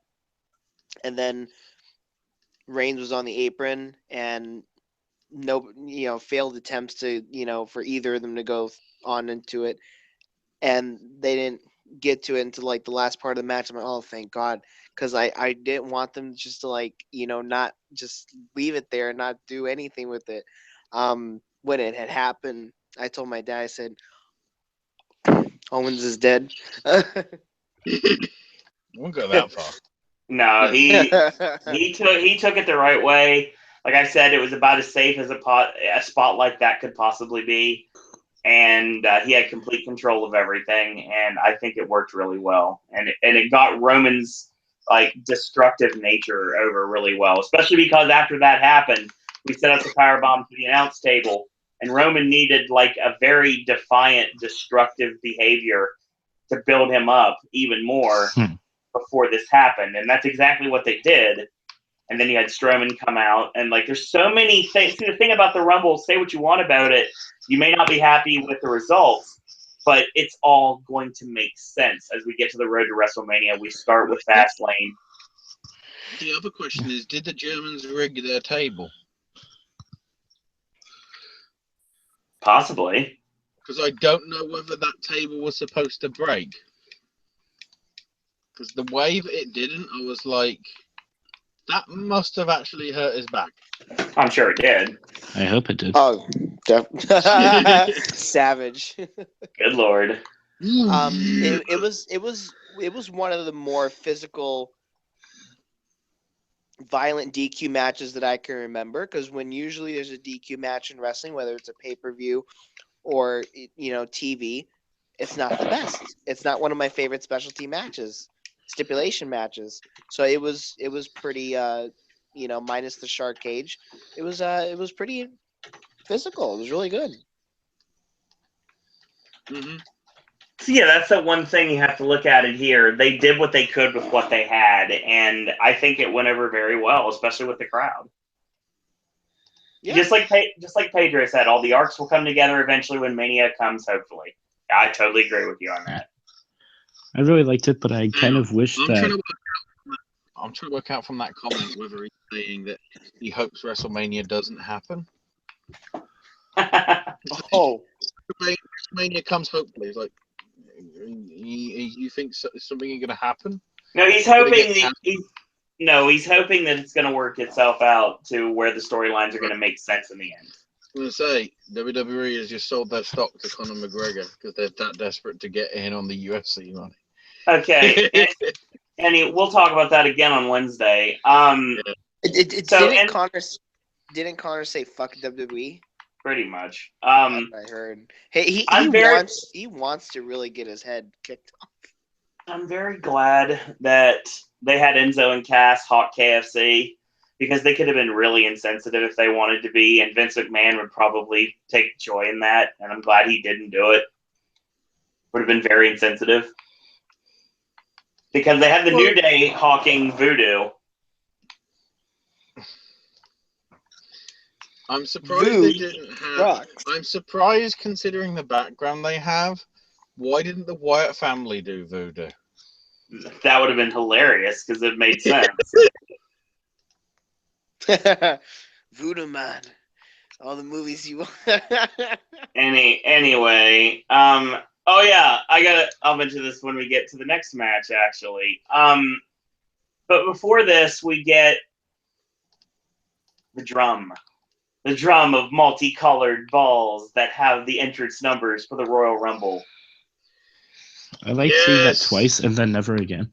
Once again, can we stop making Sami Zayn look like a goof? Please. I don't care what he did to get heat. It can't be this bad. It's called Donald Trump, and it's his religion. I am done with the politics on this network. Let's talk about wrestling. Hey, look, Sami Zayn is not done with politics. Sami Zayn. Yeah, I know that. I'm aware. Jesus Christ. I mean, I follow this guy, and I still have, like, notifications turned on, whenever he tweets. But whenever he tweets, it's all fucking political. It's never wrestling. Like, the fuck? Yeah. I understand why. He has a personal stake in everything. I totally get it. But the thing is, they're treating him like a goof, even more so than before. That's all they've been doing lately. They've made him look like a total tool this whole time. And that's not what this character is supposed to be. Nope. Well, I guess we can all agree on then. when NXT stars get called up to the main roster, over time, their gimmicks kind of stay the same, but they're tweaked in a big way. Because Sami Zayn wasn't like that in NXT. Sami Zayn was the underdog. No, Aaron, That you wanted don't to get it. Sami Zayn still is the underdog, but he's got heat with the boss right now, so they're treating him like a fool. Which boss? Vince boss or Triple H boss? Just in general, he has heat with I would the office honestly in some say way. Vince. I'd say Vince That too. might be why Triple H is pissed, because he doesn't think all the hate towards Sammy's warranted. It's not. I mean, they made him look stupid. They had Ambrose show up, and Ambrose goes to grab an egg, basically. That was the only saving grace bit of that bit. Right. He's like, "Can you open it for you?" Yeah. It's number 8. Oh, wait. I got it the wrong way. It's upside down. It's number 8. That was... Still just, it's ridiculous what they're doing with him now. That was funny. Dean Ambrose is really comical. I'm pretty sure Dean Ambrose is on like something medicinal most of the times when he's out there. Or he really acts like it. Mm-hmm. He's got the Matt Riddle issue going on. I'm consistently moderately entertained by him. I haven't seen Dean Ambrose behind Tyler Bate yet. That's a good point. That's a very good point, actually. Waving. Yeah, exactly. So we get our next match, Cruiserweight title on the line, Rich Swann versus Neville. I support heel Neville. Heel Neville was fun. Well, no. Heel Neville is Let's establish what this is. Only thing I like This about is this. slightly blacker Ricochet versus slightly less white Will Ospreay. Pretty much. Because they didn't do like the flippy shit, land superhero spot. But the amount of fast-paced action that they did, it rivals that sort of action that we've seen from Ricochet and Ospreay. If I would have been able to take better notes for this match, I can assure you, I would have a lot more to say than I have here. Yeah. Fuck Hidden Figures. Thank you. 100% agree. So yes, that's a shoot in every way possible. Anyway, good stuff here. They fight in the outside. They get back in the ring, and Neville goes to the top, and Swann with a Pillman counter, but instead of a drop kick, he does a super kick. I thought that worked really well. Neville goes up top. Swann hits him with a jump to the top Hurricane Rana. Looks really good there. And then they go to the outside, and when Neville goes to the outside, Swann does a triangle into a standing Phoenix Splash. That looks good. Really good stuff there. Really nice. So he rolls him back into the ring. He hits the Rolling Thunder. Swann goes up top again. Neville sweeps the legs, Johnny, and of course he falls. Neville climbs up top, sets up for the superplex. Neville shoves him off. Backflip lands on his feet. Swann rolls him up for a near fall. Swann with a super kick, and Neville gets the foot on the bottom rope. And Neville leaps to the top when Swann heads up, and he hits the superplex. He still kicks out at 2. Neville locks in the rings of Saturn, and Swann tap, tap, tap like Sammy Davis Jr.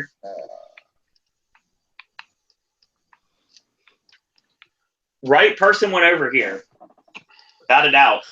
I don't like that ended with a submission. That's his new finish, though. Well, I don't know. I just feel like I knew they weren't going to have 2 submissions on the same show, so that kind of took out all the tension from the next match.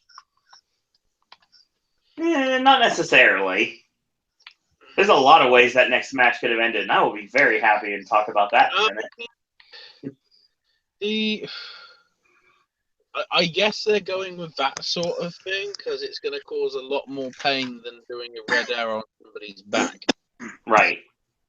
They're trying to get something.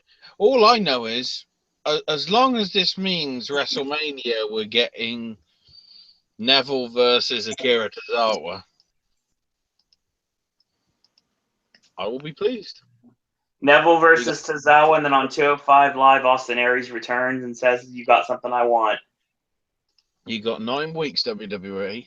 Make it happen. It's true. Yeah, Pedro says Neville deserved it. He's the king. I love Swan. I love his moves. Love everything about him. The rivalry could go on, and I would be fine with it. But Neville needed the title. Here's the problem, though. That title has been playing hot potato with for the entire duration of it. There's not been anybody that's had a long reign with the title so far. And you know who we can blame for that? TJ and Kendrick. Right. Because they set the precedence of, oh, yeah, lay down for me. Great reaction when you won the title, too. I totally agree with that. I think it makes sense at this time, even though, like, all the entire roster, both face and heel, Neville's gone after everybody. So everybody wants a piece of him.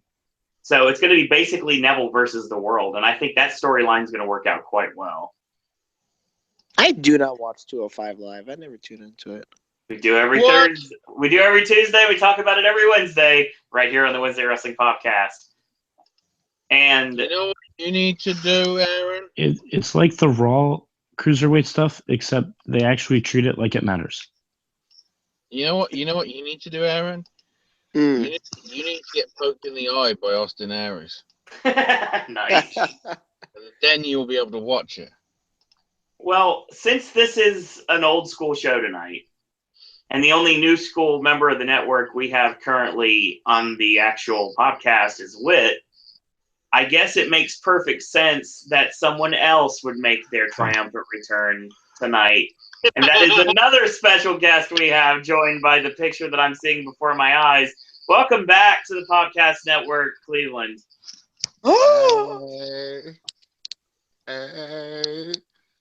Hey, Cleveland. Dude, it felt like 2016. I guess what we have to ask first is, Cleveland, are you pissed? What? I think Cleveland's in Nashville. Well, what we've established over quite a lot of the people who are on the YouTube comment and also on the call is people are pissed. So the thing is, are you pissed? Hell yeah. There you go. That's good. I'm following the now. Straight up. Hell yeah. I'm pissed, but I could be more pisster, if that makes sense. He's okay. Word, pister. I've used that word before, so it can work. Continue. Oh yeah, if somebody else would have got their arm raised, you would have saw Cleveland on the 10 o'clock news with Markeith Lloyd. I'm gonna tell you that right now. Dear God. Oh boy. They beat me. They beat me. The views of Cleveland Henry are not necessarily those of the Popcast Network or its subsidiary.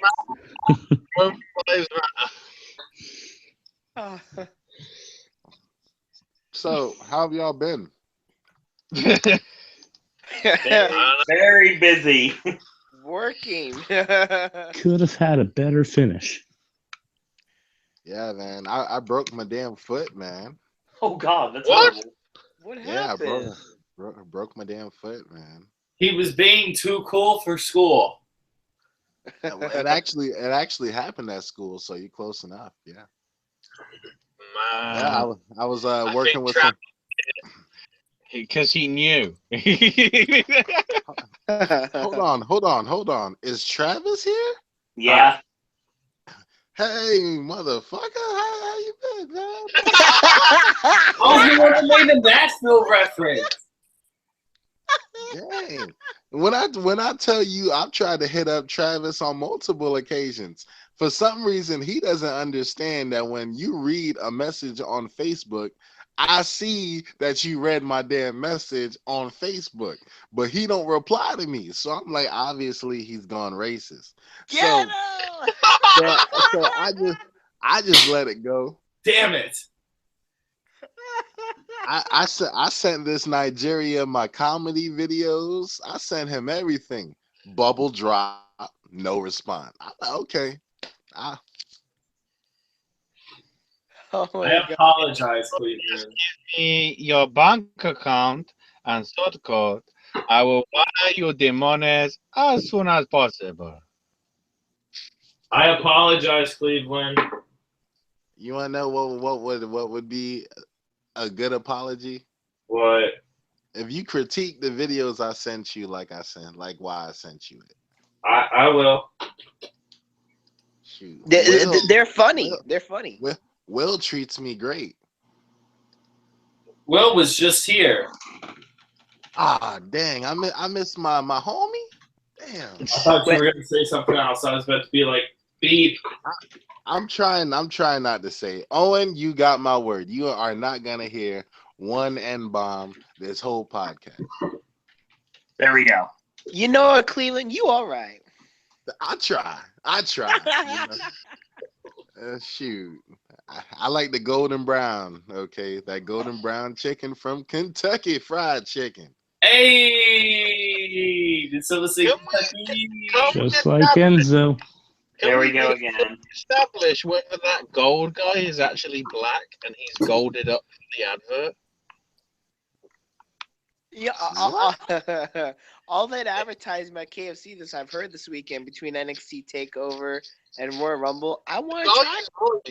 The guy's voice from the gold chicken thing for KFC sounds like a black man's voice. Have you ever watched Undercover Brother? Oh God, yes. That's movie's amazing. Yeah. I love Eddie Griffin. Do you remember General Fried Chicken? Yes. It's that's who plays him. That's who plays him. You want me to give you a little heads up for the fact of the level of fan I am of Eddie Griffin?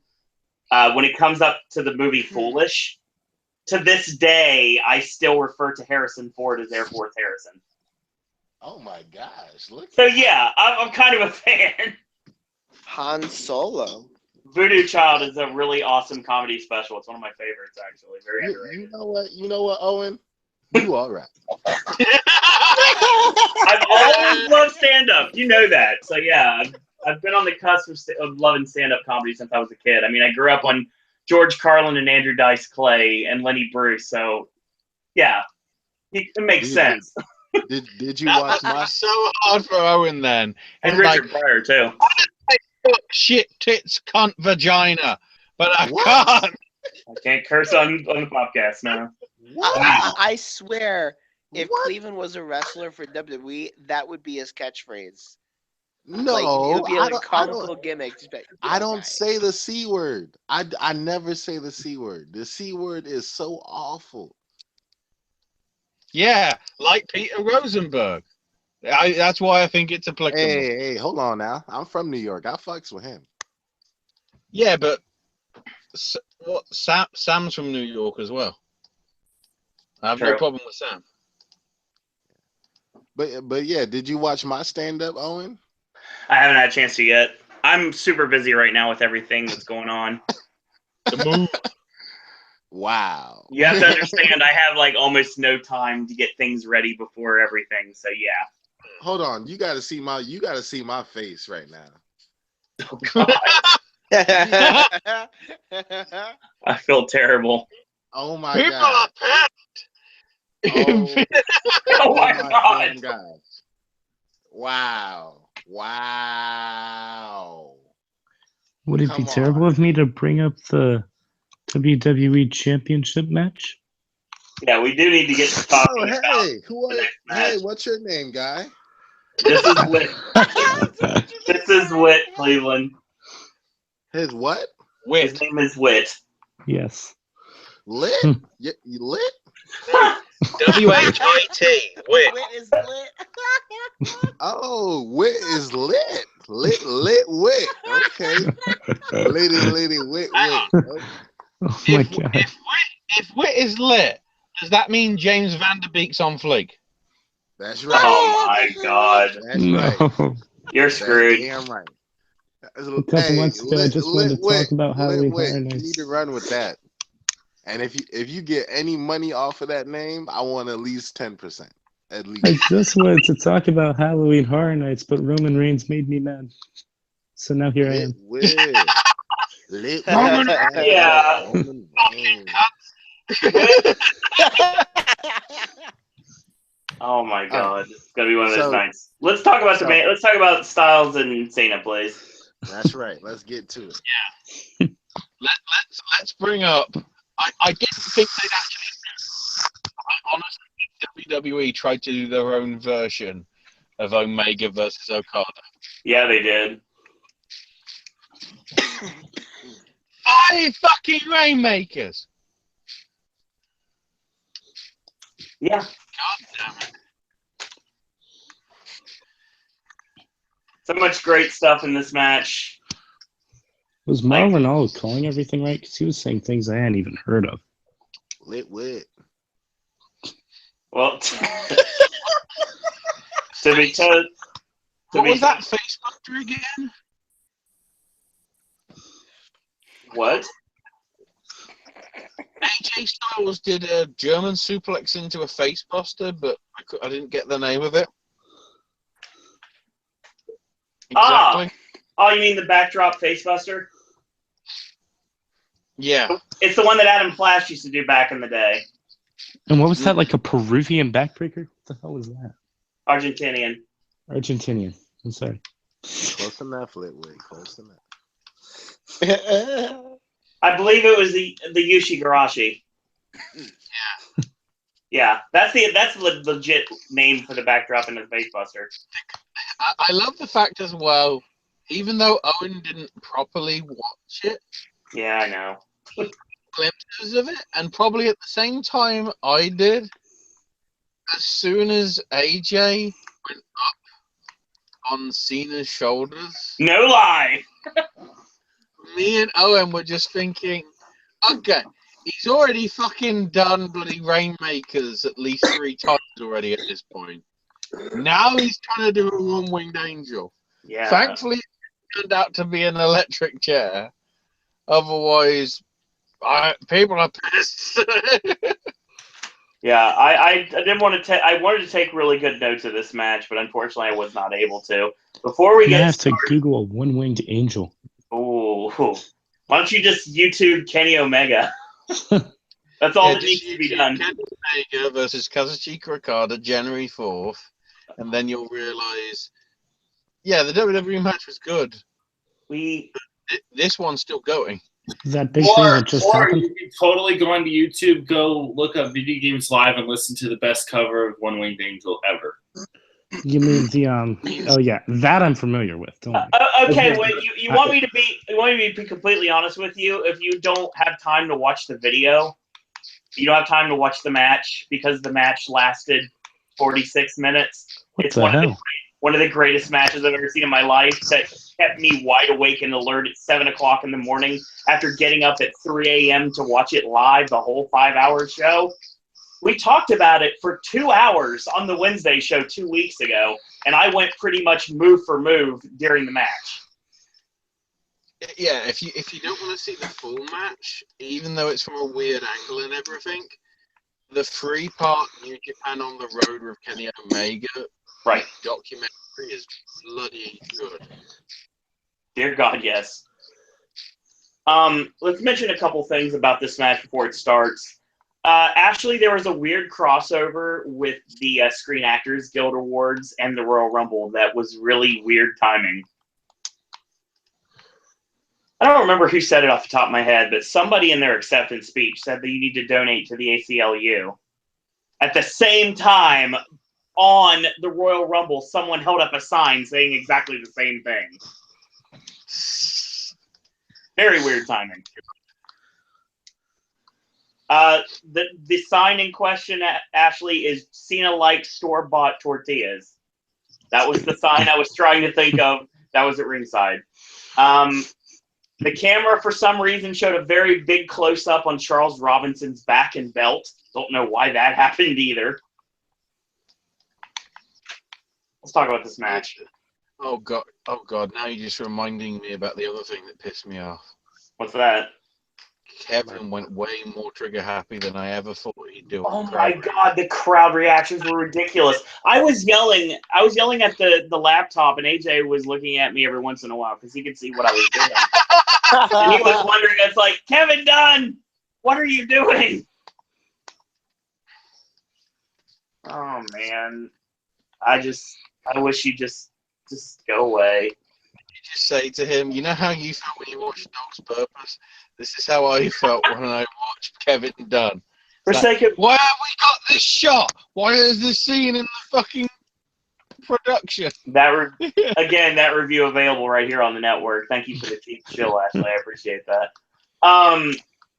Good stuff here. So let's talk about some of the spots in the match. A lot of the spots in the match because there was some good stuff here. Cena goes to the AA. Styles lands on his feet just like Punk did. Enziguri, and then of course he does the tackle, and then he gets caught. Cena with the proto bomb, 5-knuckle shuffle. AJ pops up with the German, and Cena with the lariat of infinite death, which he breaks out now every once in a while. 5-knuckle shuffle. Yes, rainmakers galore. So AJ slides out of the superplex attempt, and he locks him in the rack, and he does it into the swing neck breaker. I thought that worked really well. He sets up for the springboard forearm. Cena ducks. AA 1-2 kick out. Cena with the lariat again. Ducks the second time. Hits the Pele kick. I saw that spot coming from a mile away. Cena backdrops AJ to the apron. AJ with the springboard into the phenomenal forearm. Near fall. And Cena ends up. Oh my God, I got to go back to my notes here because you're next suck guy. So, some good stuff here. AJ goes for the calf crusher, Cena into the STF. AJ goes for the rope. Cena drags him in the middle of the ring. Styles counters with a jackknife cover and locks an STF in of his own. Cena tries to counter into the AA, and AJ goes for a Rana. Gets countered into the figure 4. And Cena hits the sit-out powerbomb to break up the hold.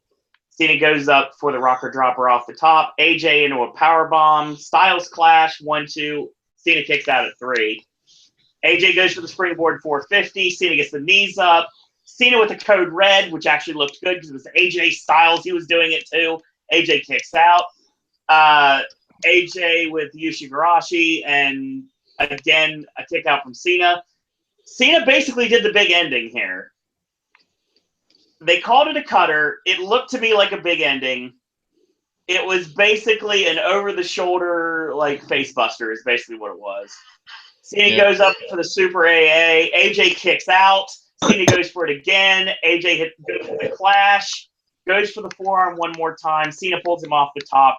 AA rolls into another AA and wins clean. Phenomenal finish here. Pun completely intended. I love this. I loved every second of this. And the crowd was behind Cena. The crowd bought on the false finishes. It was a great back and forth match. I didn't see the second AA coming. It's not Omega and Okada, but it's right now it's WWE's version of it. And I was fine with that.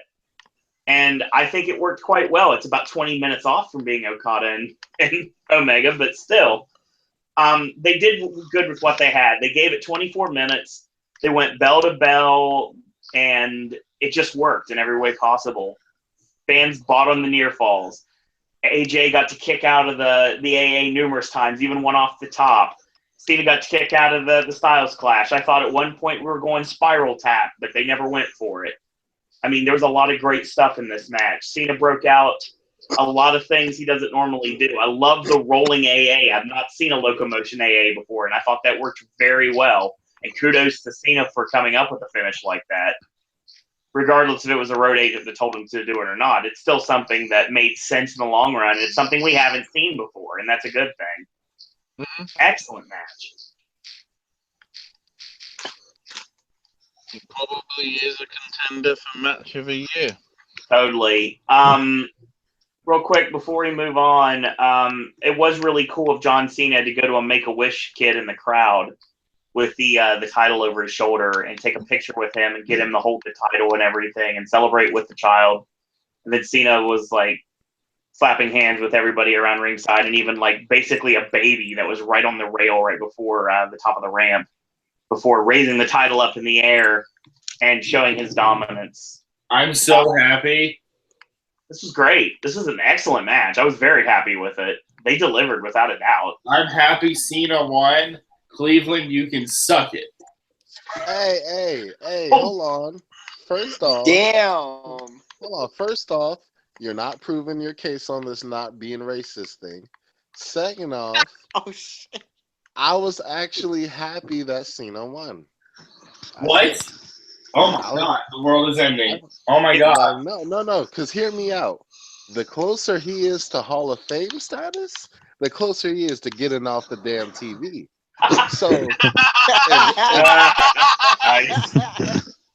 So, if that's what it takes, go ahead, Cena. Yeah, win. Okay, so I actually could have gone either way. I don't care. I thought Undertaker was going to win the Rumble. But hear me out. Hey, stop spoiling the Rumble, man. No. Hurry. Let's hear me out. Undertaker wins, which he didn't, which I was pissed about. But that's a different story for what about who eliminated him? We'll get to that. We're almost there. Don't worry. Undertaker faces Cena. Doesn't win. Cena retires the Undertaker. Balor comes into the picture. Cena, Balor at SummerSlam. Changing of the guard. Cena turns part-time. That's what I wanted. So Cena's the new Undertaker? Yes. Yeah. Cena, pretty much. Already part-time as far as I'm concerned. AJ made that clear every week, and I agreed with him. I mean, this match had to deliver here, and I really think that it did. It was an amazing match. I love the false finishes here. The false finishes were great. Yeah, I knew from the jump that Cena was gonna win, but I didn't know how good the match was gonna be, and I was entertained throughout the whole match. Unlike the Divas match. Yeah. I'm sorry. Bailey gotta go. I mean, I wouldn't go that far, but Bailey gotta go. What did you say? Bailey gotta go bye-bye. You gotta go bye-bye. Why don't you catch me outside? How about that? Yes. I guarantee it's in Bill and Ted this year. Mark my words, it will happen. Yes. No, it definitely won't. I cannot wait for that to happen. They won't mention Harambe, but they'll bring up Gorilla Mom 3 times. You know who from the Divas division has to go bye-bye? Peter Rosenberg. He really doesn't. Oh my god, it's Rumble time. I'm so excited. Jeez. That's one way to look at it. What's going on? Okay, fair point. I'll give you that. So, real quick, Owen, I just want to let you know I just noticed this. Okay, like this is probably the biggest discovery since man created fire. Did you know that if you put want as your middle name, it's Owen Wants Morehead? Oh dear God! You know how many people growing up have made that reference to me? What the fuck? Cleveland? What the hell? Hey, listen, hey, I didn't make his name. Okay. No, you didn't. I think it's kind of cool. I wish my name was Cleveland Morehead. Well, actually, people think my middle name makes me black. Here we go. So let's No. Let's talk about the main event of the show, please. Yeah. We just did. Marcus, by the way. Yes, Let's talk about.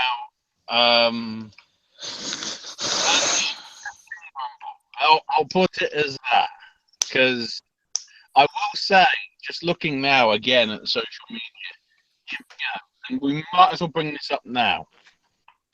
In the sense of no surprises, there was no Angle, there was no Balor. I don't think there was going to be any Omega in the first place, but he could have easily been Wood.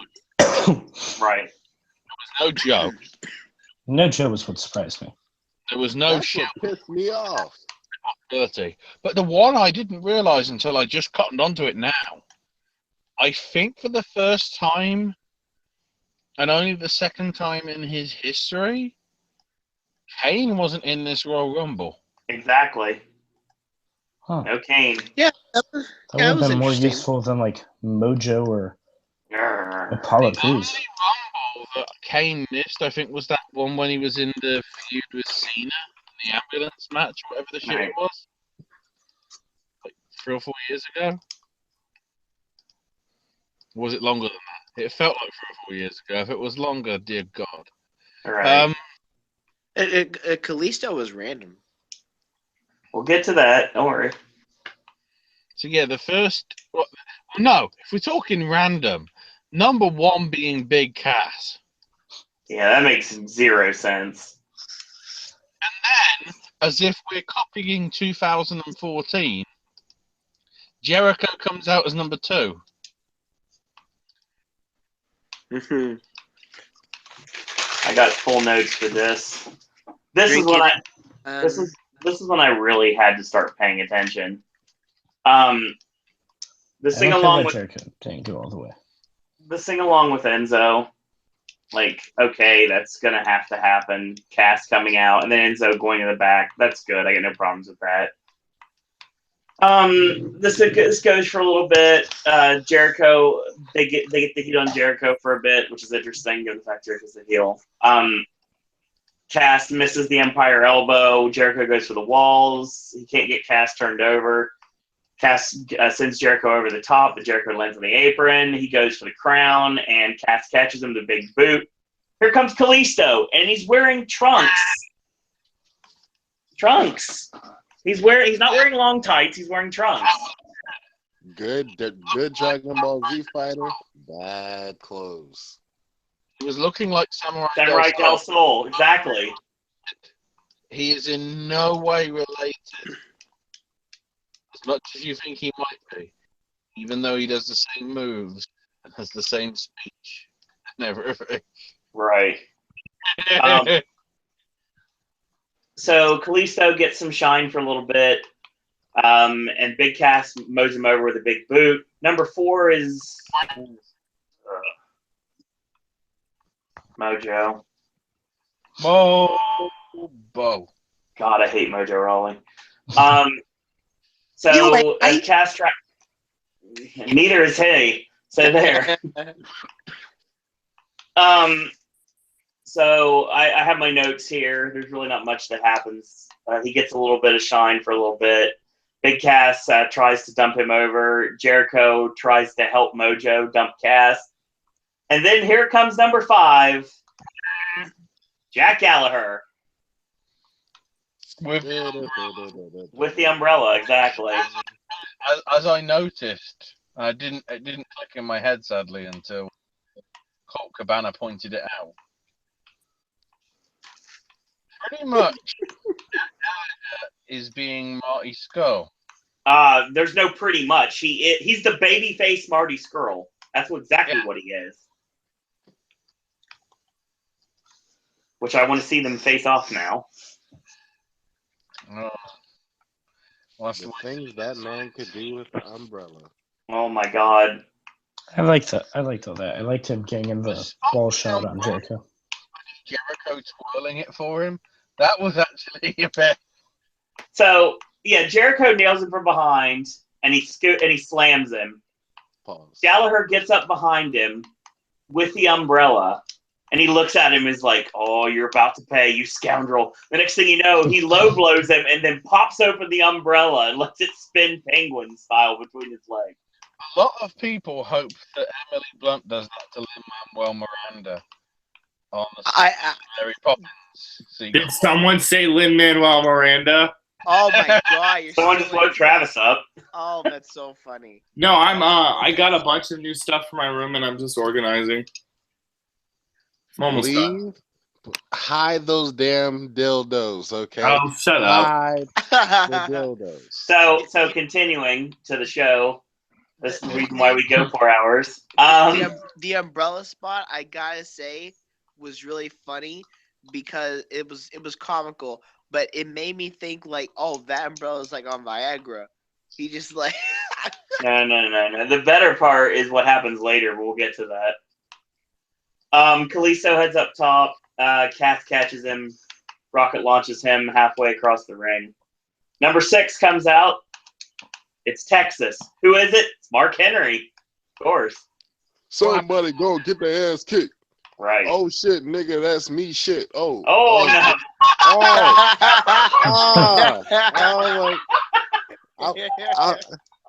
You know what, guys? I'm gonna put myself in timeout until you guys say number 10.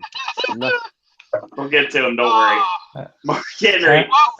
I don't know how asleep I was, but for some reason, Mark Henry actually did surprise me. I mean, he wasn't listed, but it's Texas. I don't see any reason Mark Henry wasn't going to be in the Rumble. I mean, when he came out, I was like, oh, okay, he's back. Cool. So Mark Henry with the avalanche in the corner on Cass. He launches Gallagher between the ropes, so he's not eliminated. Cass gets caught with a knee lift, and Henry shoves him to the corner. Gallagher grabs the umbrella, opens it, and uses it to float off the top rope. And Mark Henry just like had a wire on the whole time. He just started flying into the rafters. Oh my god, this is amazing. Oh my fucking god. Now I realize why they didn't fucking show half the entrances. Okay. I have still shots of Henry, Big Show, Big E, and Bray Wyatt all on fucking trolleys being driven down to the ring. What? Hang on, I will tweet it. I'll DM you the tweet, Owen, and then you can share it with the other guys and whatever. Totally. Kind of like how Shinsuke surfed his way to the ring at NXT TakeOver. Yeah, that was cool. Talked about that last night. That was really that was driven by a ghost. There was no driver. There's clearly somebody here in the golf caddy sat right next down to it. It was probably Shinsuke. He can't do anything else with his knee. Oh, that's great. That explains why. So what I'm wondering is probably the driver got it wrong with Mark Henry and he probably fell off, which is why you didn't see the entrance properly. Maybe you never know at this point. After seeing that picture, yeah, I totally get what you're saying. So we continue with the Rumble, and like I said, the first elimination goes to Mark Henry when he throws Gallagher over the top. That sucked. Yeah, that didn't like Gallagher going first. That sucked. Just seeing Mojo and Kalisto still in there. Speaking of suck, number 7 is Braun Strowman. Boy, did it take him way too long to get eliminated. It felt like the video game because it seemed like it took forever for him to get to the ring. Mojo, to his credit, goes right after Braun, and then he eats a choke slam. And Braun Strowman, for a minute, becomes my favorite person in the world because he gets rid of Mojo Rawley. Did you see the couple seconds where Mojo actually made him stumble for a little bit? Yeah. He got rid of him first. That was the first elimination, remember? Yeah, Mojo was the first one. Gallagher just left on his own accord. Exactly. He did the gentlemanly thing to do. So, at this point, Braun eliminates Big Cass, eliminates Kalisto, and Jericho's like, I'm out. And he powdered it the second that Braun hit the ring. So I'm like, smart guy. He stayed gone for like a good 20 minutes, didn't he? Braun eliminates Mark Henry, and then number 8 hits. And the rightful winner of the 2017 Royal Rumble that we've been calling for a year now hits the ring. Yes, Sami Zayn is number 8. Goes right after Braun.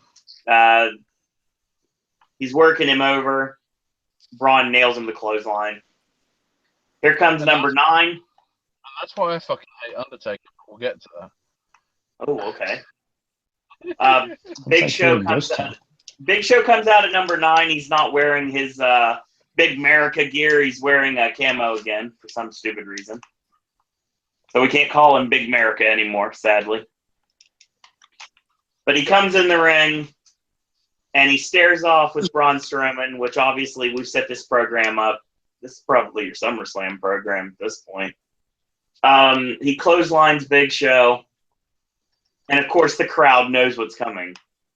So they're starting to chant. And they're chanting. And like I said before, I said this last night. I'll say it again. They're going to turn Ty Dillinger into Fandango.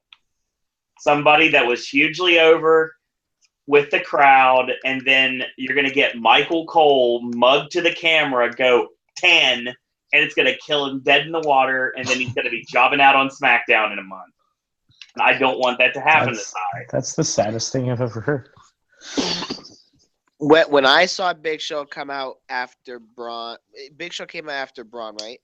Yes. So when that happened, I was like, "Oh, bearded giants meet again." Yeah, but to their credit, though, they're a lot better off, like in shape physically, than they were the last time they did. Yeah, I didn't realize Braun was like that heavy when he first debuted, but Big Show, he's skimmed down. Dude, that's what happens when him and Bray Wyatt go to Halloween Horror Nights for a night in the 90-degree heat, man. Seriously. I wish I would have been able to run into them, but I was at Bill and Ted when they were going to Krampus, so yeah, I missed that. Same with Sheamus. I was so ecstatic because I knew from a while back that Ty Dillinger was going to come at number 10. Everybody did, Cleveland. And when he came in, I was so ecstatic. I was going into my dad's face that just came home. 10. And he's like, I'm leaving. 10. Nice. And then you know, that was almost as exciting as Wayne got eliminated like 4 entrants later.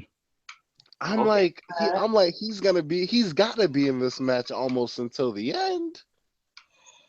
Oh my God, there's another picture that Wrestling Inc. tweeted out of the Big Show riding the cart, and it is more entertaining than the other ones. They got a better angle of it. It's like WrestleMania 3 all over again, but not themed, and golf carts. At any rate, so when the 10 chants are starting, Big Show chokeslams Braun Strowman, hits the WMD on Jericho, and Braun Strowman eliminates the Big Show. Number 10, yes, the most obvious number in the Royal Rumble probably ever. The number 10 entrant, of course it's Ty Dillinger. There's a fucking midget driving him? What? It's like DDP at WrestleMania 6 with Rhythm and Blues. Yeah. I wouldn't say he's a midget. He's definitely shorter than most. So the midget. Dillinger goes right on Strowman because somebody that even has lost 5 times at TakeOver can beat up a Rosebud, at least for a moment. And then he teams up with Sami Zayn in a Battle of Canada to take down Braun Strowman. They set up a double suplex. Strowman's like, nope, I'm going to suplex you too. And here comes number 11, James Ellsworth. Yay. He should have won the damn thing. No. James Ellsworth comes to the ring with Carmella, who's basically got his face all over her pants. You put that 2 and 2 together, you're probably going to get the same answer here. Ellsworth is like, I'm not getting in the ring with him. Even though this is where this Ellsworth garbage started with in the first place, was Braun. So the next thing you know, Ty and Sammy try to get behind Braun to eliminate him. And number 12 comes out, and it's Dean Ambrose.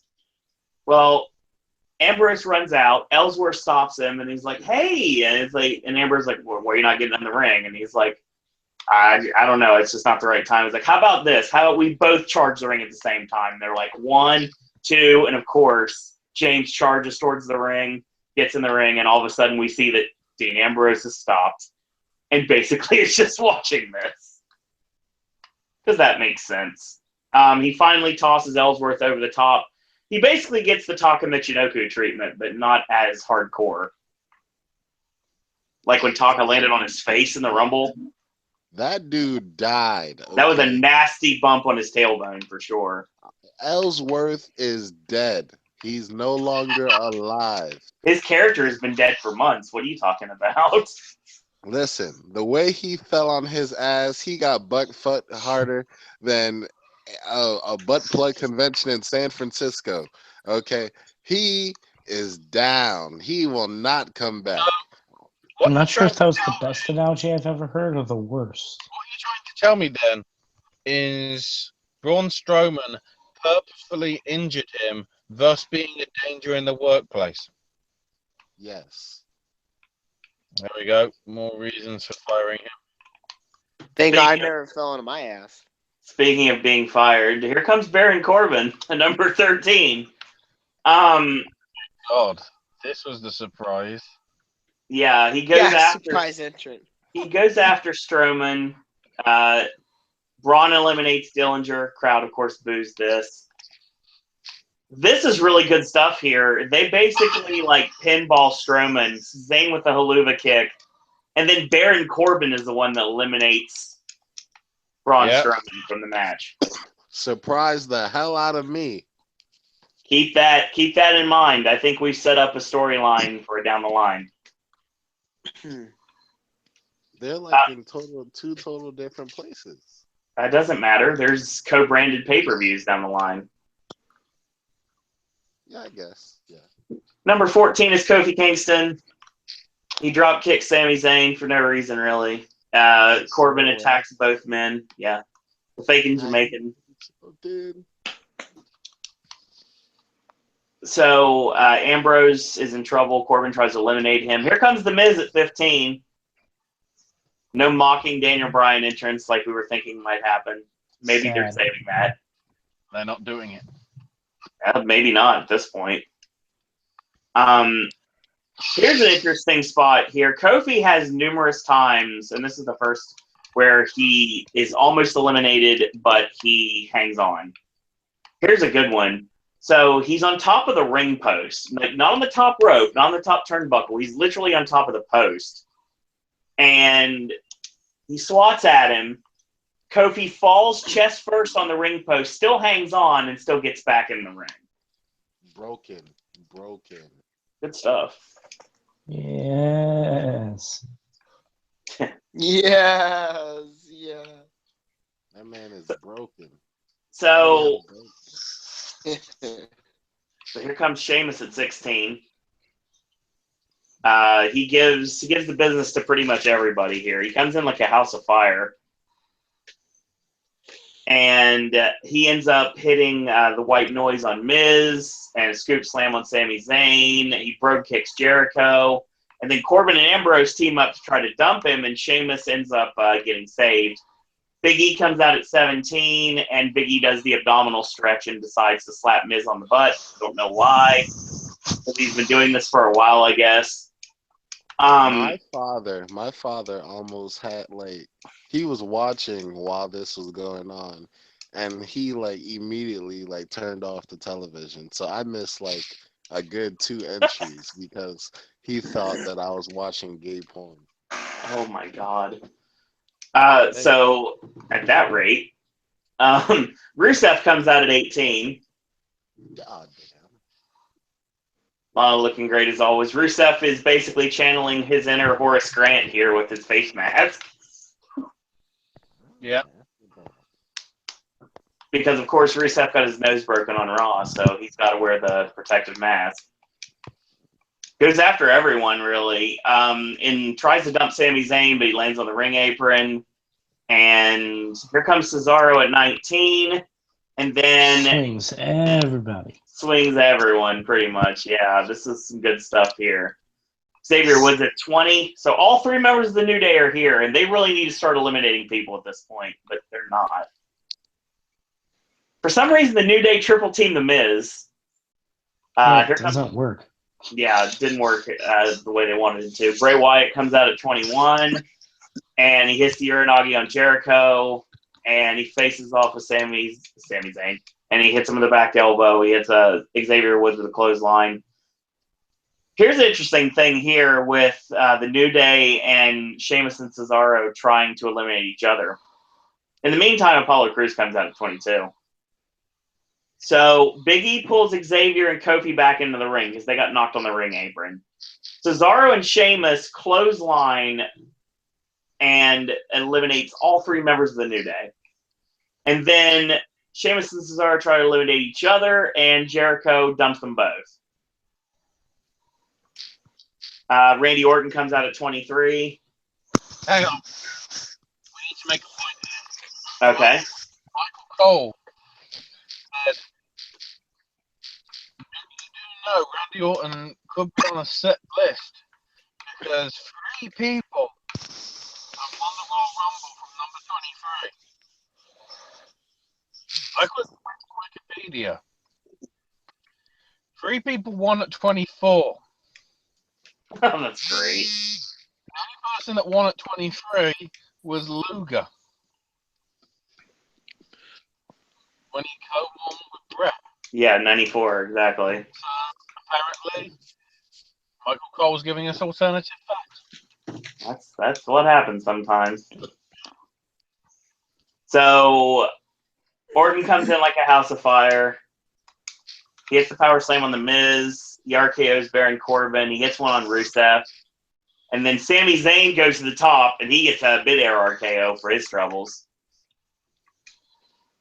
Dolph comes out at 24. Super kicks for everyone. Exclamation point DDT on Ambrose. Gets countered. But, of course, it's all for nothing because the elimination doesn't happen. Luke Harper comes out. Am I the only one who really hates Dolph? Just in general. I think you're getting too invested in the storyline and everything. No, I hate him a whole lot more when he's a face, actually. Interesting. Like, he's more bearable as a heel. I'm amazed that they never did anything with Lawler. The angle. Maybe they couldn't. That's my guess, is they had that and planned, and like medical was like, we're not doing that. Well, that would explain why, no Daniel Bryan tease or anything as well. Exactly. Maybe they weren't allowed to do that. So we move on. And Luke Harper is in the ring, which means that all 3 members of the Wyatts are now legal in the Rumble. So Luger eliminated. He's making weird, creepy videos that are leading to his return. Okay. I just don't know why we haven't been able to have all the Wyatts at the same time since they debuted. Well, they haven't been all the Wyatts. Technically, Braun Strowman was in the Wyatt family too, and they completely eliminated that. Probably not supposed to even remember that at this point. So, of course, Apollo gets dumped by Luke Harper, and then Randy Orton sees Harper, and Bray Wyatt has to separate the two. And Harper hits a discus lariat on Bray Wyatt and a big boot on Randy Orton. He sets up Sister Abigail on Bray Wyatt, and Randy Orton RKOs him. From out of nowhere! Indeed. And here comes Brock Lesnar at 26. Wipes out like half the people in it. You honestly knew that shit was about to go down because even before like New Day and Sheamus and Cesaro eliminated each other, right? it was like Okay. There's a shit ton of people in the room. Yeah, there was way too many people. They had to get a really quick set amount of eliminations, and they weren't doing that right away. People needed to die, so, Right. And that's exactly what happened. Because what did Brock do when he got in the ring? He eliminates Ambrose and Goldberg's Ziggler. bitch. What? Oh no, we'll get to that. He was eliminated. Gotta learn timing. It's okay. You're new to the network. It's cool. No problem. That's all I remembered Brock doing. Yeah, he Germans Rusev. He F5s Randy Orton. And at number 27, oh my God. Oh, okay. I want to get to this more specifically. So I got my notes here. Brock gets in the ring, and German to Rusev, one to Jericho, one to everyone here, basically. F5 to Miz, F5 to Randy Orton. Number 27, Enzo. Bye. What did like such a great way for people to hate Enzo? Like, what are you really trying to do? Take a spot away from someone else that wasn't worked out in time, maybe. Samoa Joe. Samoa damn Joe. That's who I thought was coming. What else was Joe doing? He Joe- was there watching NXT and not on the card at all. I think Joe has a possibility of showing up at Elimination Chamber if he doesn't show up on SmackDown Tuesday. What the fuck was Revival doing? Two of the big prize assets from NXT who could clearly be going up to the main roster sooner rather than later get discarded on the second biggest weekend for WWE. My notes continue. When Enzo comes out and he tries to face off against Brock and he gets lariated almost out of his boots. I wanted to see him literally get clotheslined out of his boots, but it didn't happen. He almost got butt fuck harder than Ellsworth. I think it was about even, to be honest, Cleveland. Better. Yeah, Enzo gets dumped out of the ring rather quickly, so at least it was over fast. Here comes Goldberg at 28. Damn. Spear eliminates Lesnar right off the top. What the hell? 30 seconds. What the damn? See, I was actually pissed before Roman Reigns came out. If Ric Flair's the 60-minute man, that makes Bill Goldberg the 30-second man, because that's all it takes for him to take people out nowadays. I was so upset. I'm like, what the hell? Lesnar was never winning the Rumble either. I mean, neither of them were winning, but I thought it would be a bit more even this time. Video games inaccurate. Because at the rate we're going, every match that Goldberg's in has to have him started already with a charge finisher. That's pretty much the truth. That's the only way you can recreate it. Like, do that if you're playing any sort of 2K games anytime soon. Change his moves so every single offensive move is a spear. So then you wear him down and then just give him the jackhammer. You will meet a lot of spammers online like that though. Yeah. I hate them. Sometimes you'll go against people you can't even see their damn body. Okay, they make their whole body invisible. It's stupid. They turn into Patrick Swayze. Also, if you're playing as Roman Reigns, you should have an extra 150% health somehow. No, that's only in the WWE Champions game on. That's why I fucking hate the WWE Champion. I saw that and I'm like, this is bejeweled with crappy CGI in the background. Roman is so hard to beat. Oh my god, it's not even a joke. Don't mind the game. Other than The Rock, the first card they give you is Roman. Yep. Or is it Cena? You have all of the above. Not from the off. When I started, I had Rock, and then I think you have Bray Wyatt almost immediately too, because Bray Wyatt is something you get for signing up. I did not over here. Oh, that sucks. Over here, we get Kevin Owens. That's why I was like, fucking install, motherfucker. It made me mad because I still haven't gotten Owens yet. I'm still trying to wait to get him. I'm hoping that I get him in a loot. I guess you only get him if you're on Android. I don't know. That might be possible. I mean, if you look at mine right now, my current roster is Cena, Triple H, Roman, Kane, Ambrose, Rollins, Rock, and Bray. Yeah, so I guess the Apple one is Wyatt, and the Android one's Owens. That's lame. Wow, it It looks like I'm going to be putting champions on my tablet then, so that'll work. Oh, you can play twice. It's so addicting, though. I'm not gonna lie. Anyway, play Candy Crush with bad CGI in the background, but you at won't least play there's Bioshock. At least there's wrestling matches going on during this. I mean, you're still playing Bejeweled, but you're also getting a very weird, very not interesting wrestling match that's going on at the same time. Which is like the people in the chat room going, "I'm 17. Do you want my number?" Yeah, there's some really weird people in chat. That's why I completely don't acknowledge it. Yeah, I got more health. I need that for my match against the Shield later. Anyway, so we move on, and we're continuing the Rumble here.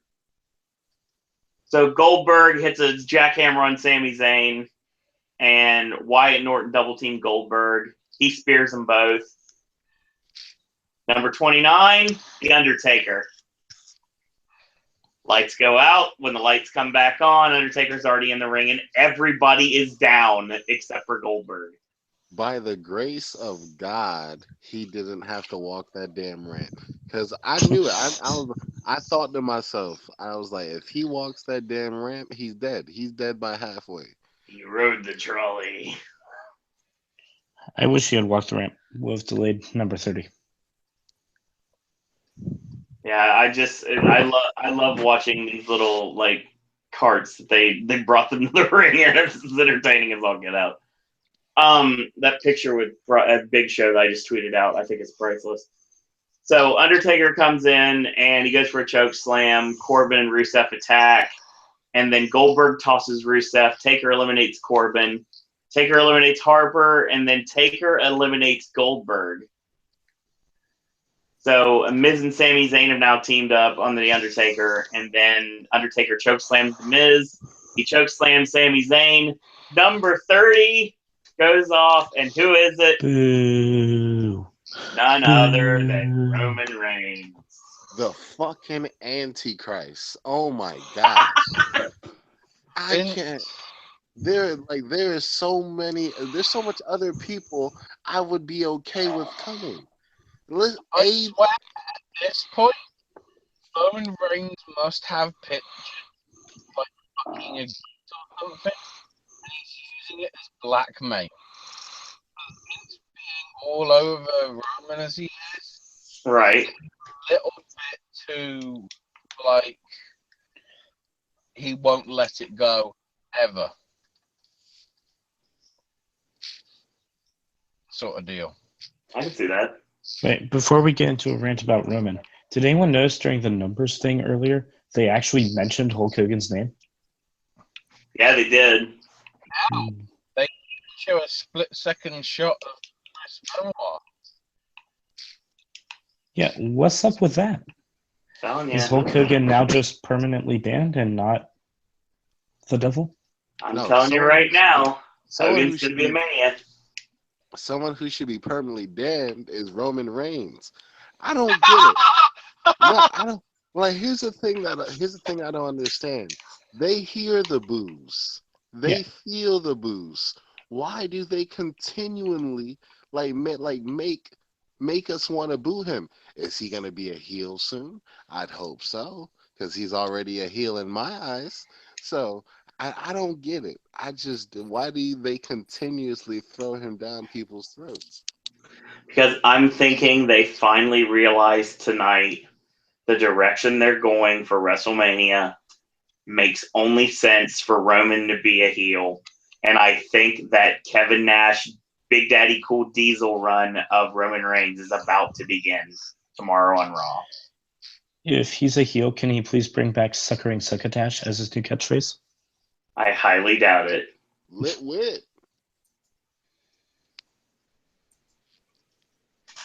So this match has now been taken over by the crowd.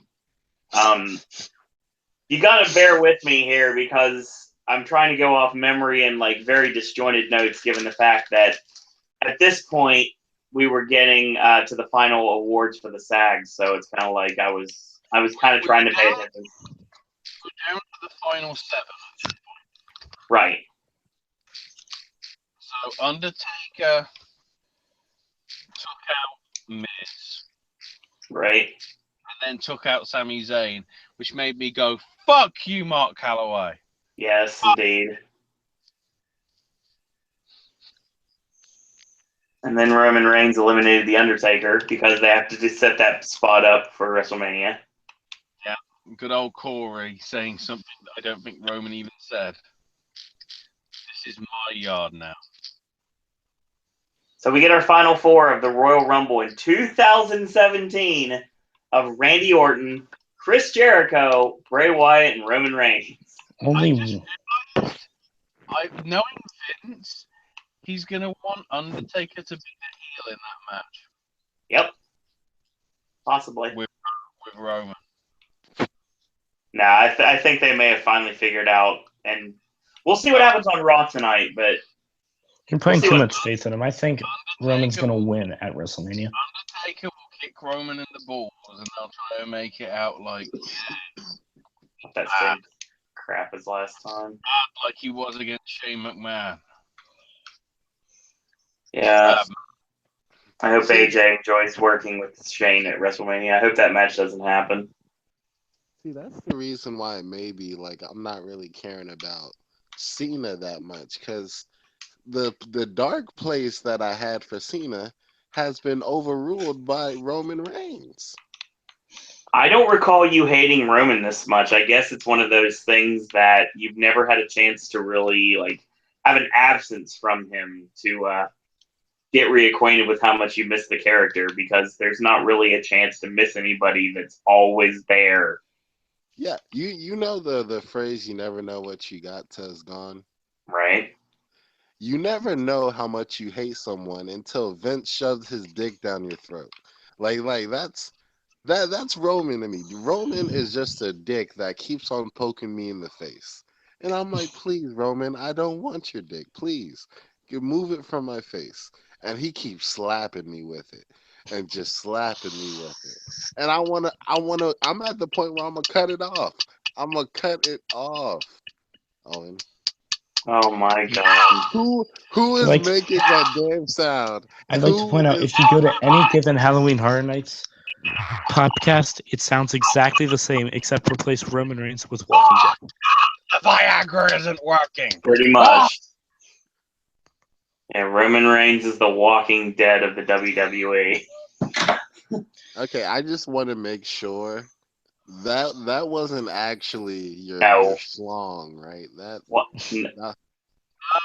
That's the good old think it is by slapping the palm of your hand against.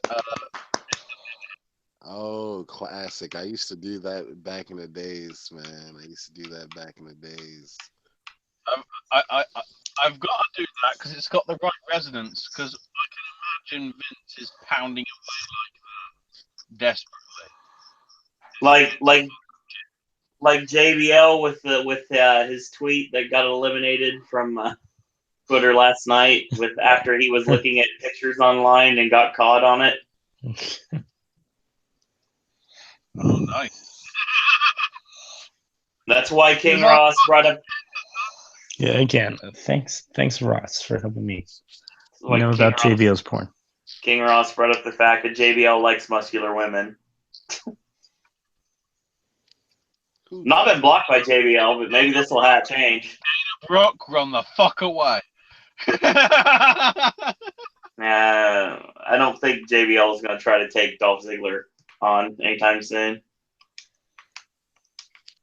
So yeah, Jericho's up top, tries to do something, and Roman Superman punches him.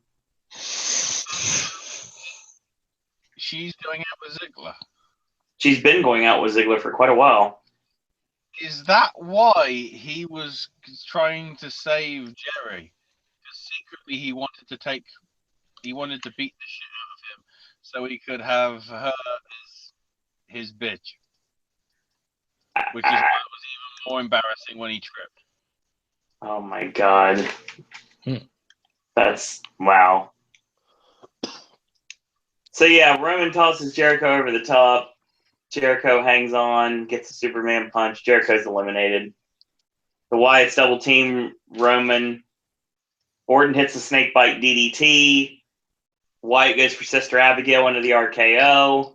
Roman's Superman punch throws Bray Wyatt out. Roman sits for the spear. The crowd's about ready to tear the roof off the building. And Orton hits him on the RKO. And then Reigns kind of staggers and Orton clotheslines him over the top to the floor. Randy Orton has won the Royal Rumble. They know how to make Randy Orton over. I'll give him that. Listen, have you guys ever saw that meme of Will Smith with his hands folded, and it's like, oh, like somebody won, and I ain't even mad? Yeah. Whatever. Listen, I am pissed about how the Royal Rumble went, but like I said, I could be pisser. And I'd be pisser if damn Roman Reigns won. Randy, I'm okay. I don't mind John Cena versus Randy Orton. As long as Randy Orton gets the title off of John That's Cena. not going to happen, so don't worry. What? That's not happening.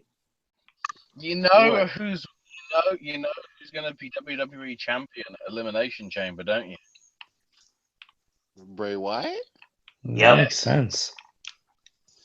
The Are guy you sure? got fucking shit on. According to keep in mind the matches that are backstage set for the Rumble right now, at least involving Orton, is him versus Bray. Orton and Bray at WrestleMania for the WWE title right now. Who's really in charge of the Wyatt family now? Bray's going to win the title at WrestleMania to make up for everything after he wins the Elimination Chamber in 2 weeks. I mean, that would be really cool if it weren't for the fact that they're just going to have Randy beat Bray. Nope. I'm gonna be honest. That sounds like a pipe dream, guys. That sounds almost too good to be true.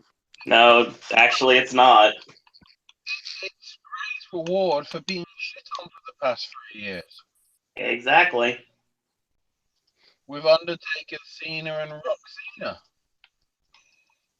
This means I'll actually like 2 matches at the Rumble. Or I mean at WrestleMania. And with that, Randy Orton becomes another 2-time Royal Rumble winner because he won back in 2009. As number 8. Uh-huh. Is somebody sleeping? Not again. It's not. Mr. Entertainment. Aaron, are you awake? Aaron, I know you're having wet dreams about Raquel. you're being transferred to Fallon if you don't answer. He's done. He always does this. When we went to go watch NXT, he fell asleep in the car. I get that. I can do that too, but I'm going to mute him. He's not collected. There we go. Problem solved. In the car, but I'm fucking driving. So that might be a bit problematic. Randy Orton eliminated the Big Show to win. So, yay. It's worth noting as well. You know how many people Orton eliminated tonight? How many? How many? What? Ah, that makes sense. The only elimination. Something I didn't realize. He's been in I think 7 Rumbles now. I think. Including tonight, he's only eliminated 20 people. He always comes in, gets almost no eliminations, and either does well and goes out towards the end, or he wins. So basically, what we're trying to say is he does fuck all. Speaking of that, let's go with this real quick. Jericho eliminated 2 people. Mark Henry eliminated 1. Strowman had 7. Corbin had 1. Sheamus had 3. Cesaro had 3. Orton had 1. Harper eliminated the New Day. Right, exactly. Dolph, not Dolph, it doesn't matter about him. Dolph. Harper had 1. Brock had 3. Goldberg had 3. Undertaker had 4, and Roman Reigns had 3. Strowman was Kane this year, just like everybody thought he would be.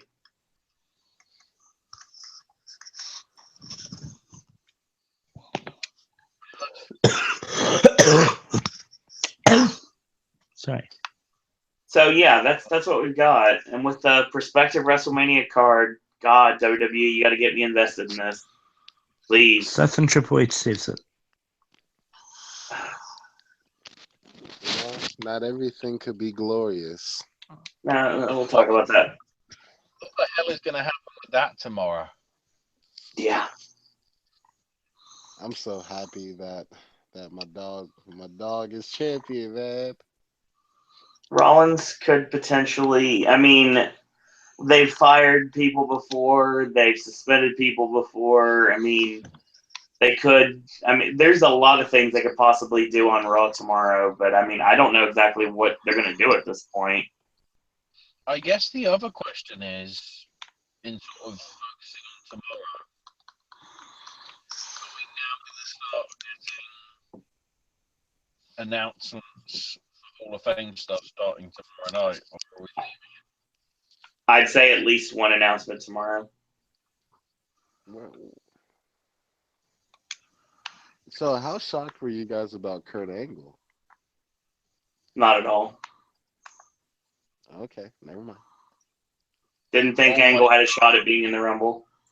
I thought he might have, but I thought if Joe wasn't there, then certainly not. No, Angle. I'm talking about him being in the Hall of Fame. Oh, I'm not surprised. I'm glad they finally did it. You need to go to Whoa. You know, Big Show's entrance? Yeah. It's got exactly the same, and it looks fucking ridiculous. Who does? Oh. It's on the boards. Okay, I'll look at it in a minute. Oh my god. The Rumble is currently on Woo right now. I'm surprised that Kurt Angle is getting in the Hall of Fame while he's still wrestling. Well, is he? We don't know if he's working anymore or not. Wait until last, like in 2 days before WCPW show, and they suddenly go, yeah, he can't wrestle. Oh, I didn't realize that. Because all I knew was I had to sit through that ad every time I want to watch anything on YouTube. Pretty much. So I just want to watch him laugh at Royal Rumble entrance who didn't do well. Speaking of that, Okada watched Cena and AJ tonight, apparently. Okada's response on Twitter, AJ Cena less than Okada Omega. # Royal Rumble. Oh, so somebody else on the board has said, if you want to do your part in cancelling stuff, make sure you tick off not satisfied with current storylines, matches, or superstars.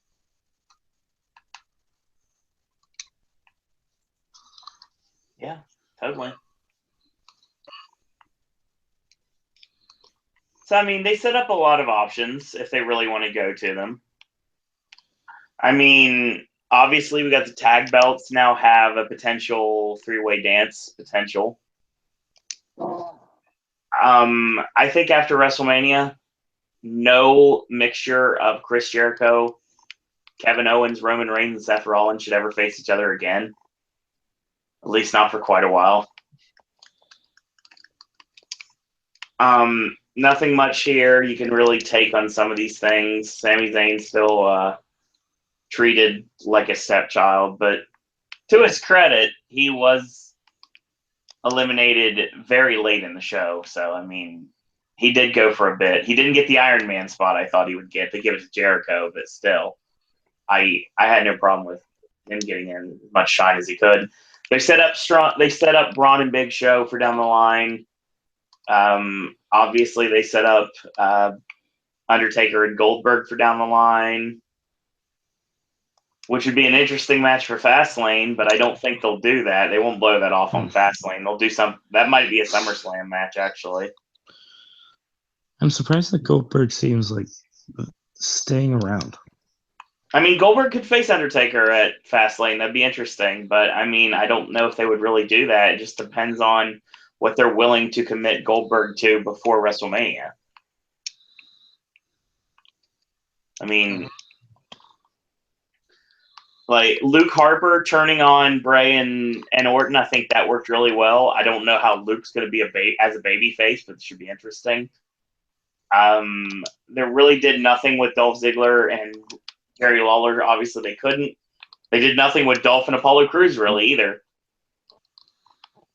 New Day working against Cesaro and Sheamus and vice versa. That worked very well. The Miz going after everyone. That was fine. Baron Corbin and Braun Strowman could be a dream match for Vince somewhere down the line. James Ellsworth proves why he has a job. Yeah, that's about it. I mean, it was okay. It wasn't great. But on the road to WrestleMania, I understand why everything happened the way it did.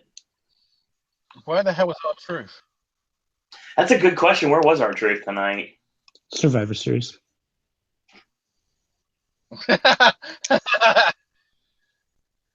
No, I think he went to Houston or Dallas, and he tried to get back to the building, and he couldn't.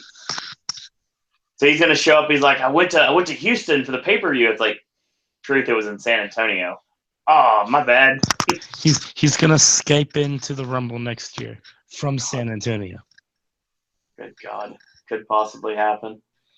So, yeah, I mean, it was kind of a lackluster show, really, overall. The 6-woman tag match at the beginning of the show, it was kind of there. Basically building to Naomi being the next challenger for Alexa. If they don't go for... See, what they easily could do is they could put all 6 of these women in the chamber and set history again. Or they could just do Alexa against Naomi, which I think is possible. The Good Brothers winning finally. Like I said, we're leading, I'm pretty sure, to a 3-way TLC match. Nia Jax winning doesn't really make much sense, but I understand why, because you have to build her up. Charlotte winning makes complete sense because it's not time for Bayley to win yet. Owens retains, so I'm curious to see what they do with this now. Even though I knew it was going to happen, now you've done that. So Owens, for all essence, doesn't have a challenger for the title now. So I'm going to guess starting on Raw, there's going to be some sort of a tournament or a multi-man match to determine who faces Kevin Owens at Backlash or Battleground or Fastlane. God, they've run together after a long night. So, yeah. I think that's a possibility. You got to set up Owens' next challenger, and Same. Since there's no one right away, that's what it should be. Okay. That's what it should be, but won't happen, at least not right now. Just whenever you don't have anything else, just put those 2 together again. That needs to be the match at WrestleMania. That's the reason why Sammy should have won the Rumble, but that's another story. Neville winning makes sense, obviously.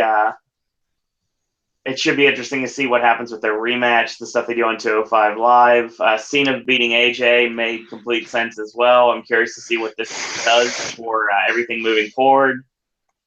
So, yeah, this was a show, to say the least. That was pretty much what you can say about it.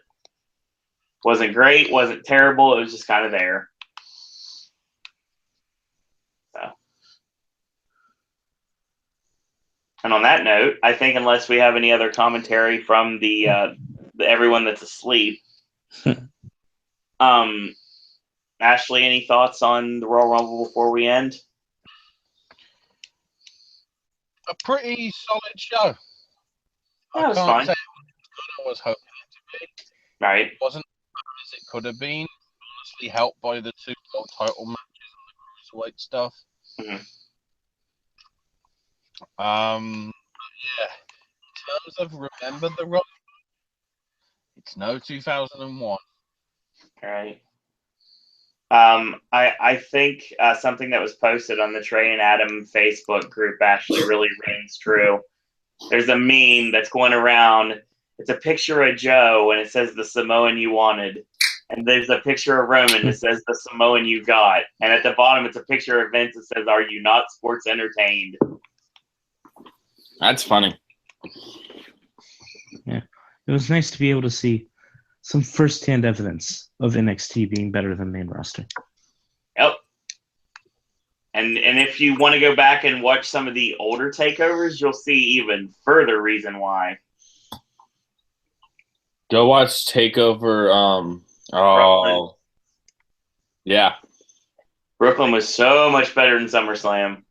Oh, not even this year's Brooklyn. Last year's Brooklyn. So yes. Did you see the thing? I took a screenshot of my phone. It was just a bunch of tabs, and I was just like, "How to watch NJPW? What is ROH? Impact schedule, Lucha recap." Yeah, you're setting yourself up for being on the Wednesday show. So yeah, that's pretty much the end of that, and that's the end of the show. This is an interesting blast from the past tonight. Nice one night only return from the panel from last year.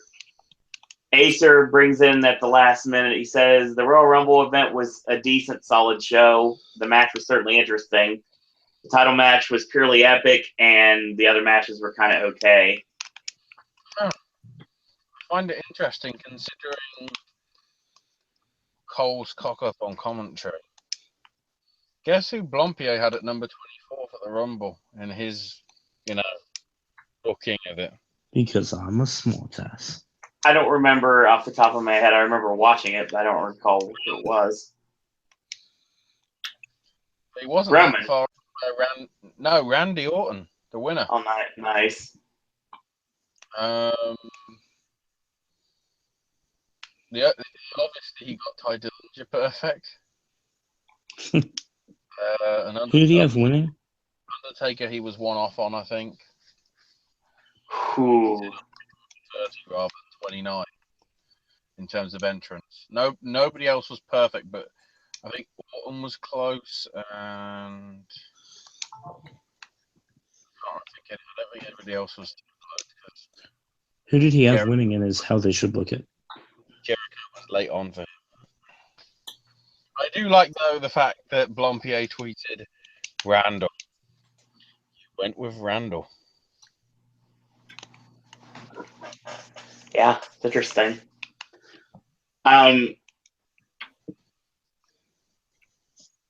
So I mentioned the Kevin Owens kick. I said what? I said wham stunner.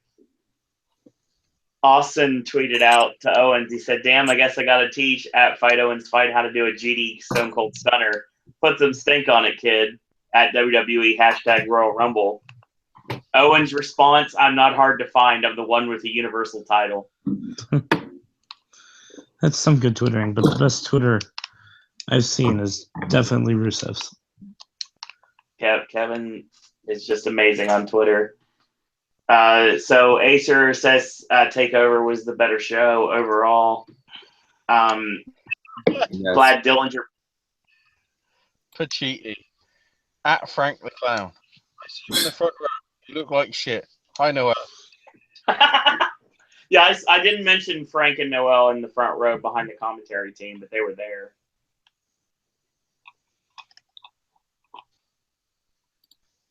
Acer was glad Ty made his mark on his favorite number.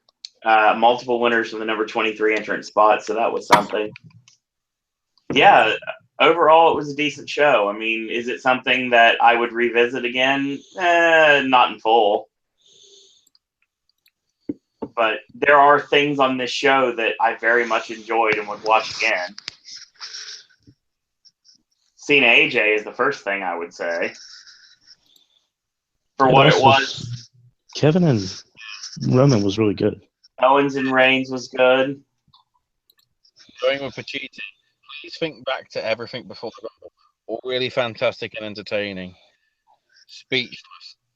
It may not be a Rumble match we'll watch back often, the actual match itself, but there's no doubt it's built intrigue for Mania season. Yeah, it should be interesting to see where we go from here, honestly. Apparently, the cardboard cutout might have won their picks.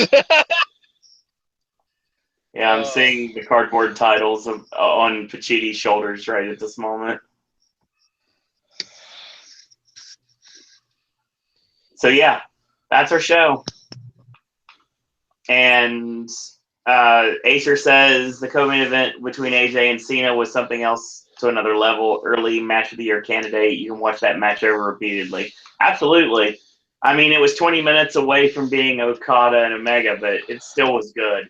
And if WWE puts out constant stuff like this year, it's actually going to be a really good year for matches. So we'll see what happens, honestly, where we go, what the direction we go starting tonight on Raw. So that'll be the road to Fastlane, and then Fastlane will take us right to WrestleMania, and then we move on and progress for the new storylines that start on the Raw after WrestleMania and the SmackDown after WrestleMania that I'm very intrigued about being in attendance for. I think that's our show. Once again, real quick before we end, it was nice to have Cleveland and Will joining us tonight. They're not here anymore, but they were here for a little bit tonight. So it was nice to bring back the old school feel of the Popcaster panel for this WWE pay-per-view podcast. Yeah, exactly, Acer. The calendar year was one of the most interesting years in pro wrestling. Will the trend continue for 2017? We'll have to find out. Yeah, exactly. And we'll continue to discuss it every Monday and Wednesday every week here on the Popcast Network. And also on top of that, for the special pay-per-view podcast we do for the WWE, for Ring of Honor, and for New Japan Pro Wrestling. So, yeah. I guess our show, once again, if there's any more comments from Acer or Pedro or Jeremy Mills. I didn't see Aiden Quinn tonight, but I'm sure he's around. So thanks everyone for joining us in live chat tonight. Had a lot of fun talking about the Royal Rumble, and I had a lot of fun last night with Ashley just talking about NXT Takeover San Antonio. We'll do this again tonight on Raw. Don't watch the Raw show. Just listen to the Raw podcast because we'll probably rip it a new one. I can guarantee you that because that's what we always do here on the network. And I'm sure, and I can say this because Michael Cole has blocked me on Twitter, even though I did put you over during the UK tournament, and I'm going to stick with that. If you want commentary in your recaps, I'm probably one of the only people that goes into as much depth as I do. So if you want to feel like you're watching the show without having to watch it, I try to provide that availability for you guys. So, Whit, I want to thank you for joining us tonight. Yeah, glad to be here. Glad to have you. Talk about a great show, and then Roman. Yeah, we'll be back with the other members of the Elite in the very near future to talk all about what's going on in on the West Coast. Actually, it's what it looks like at this point.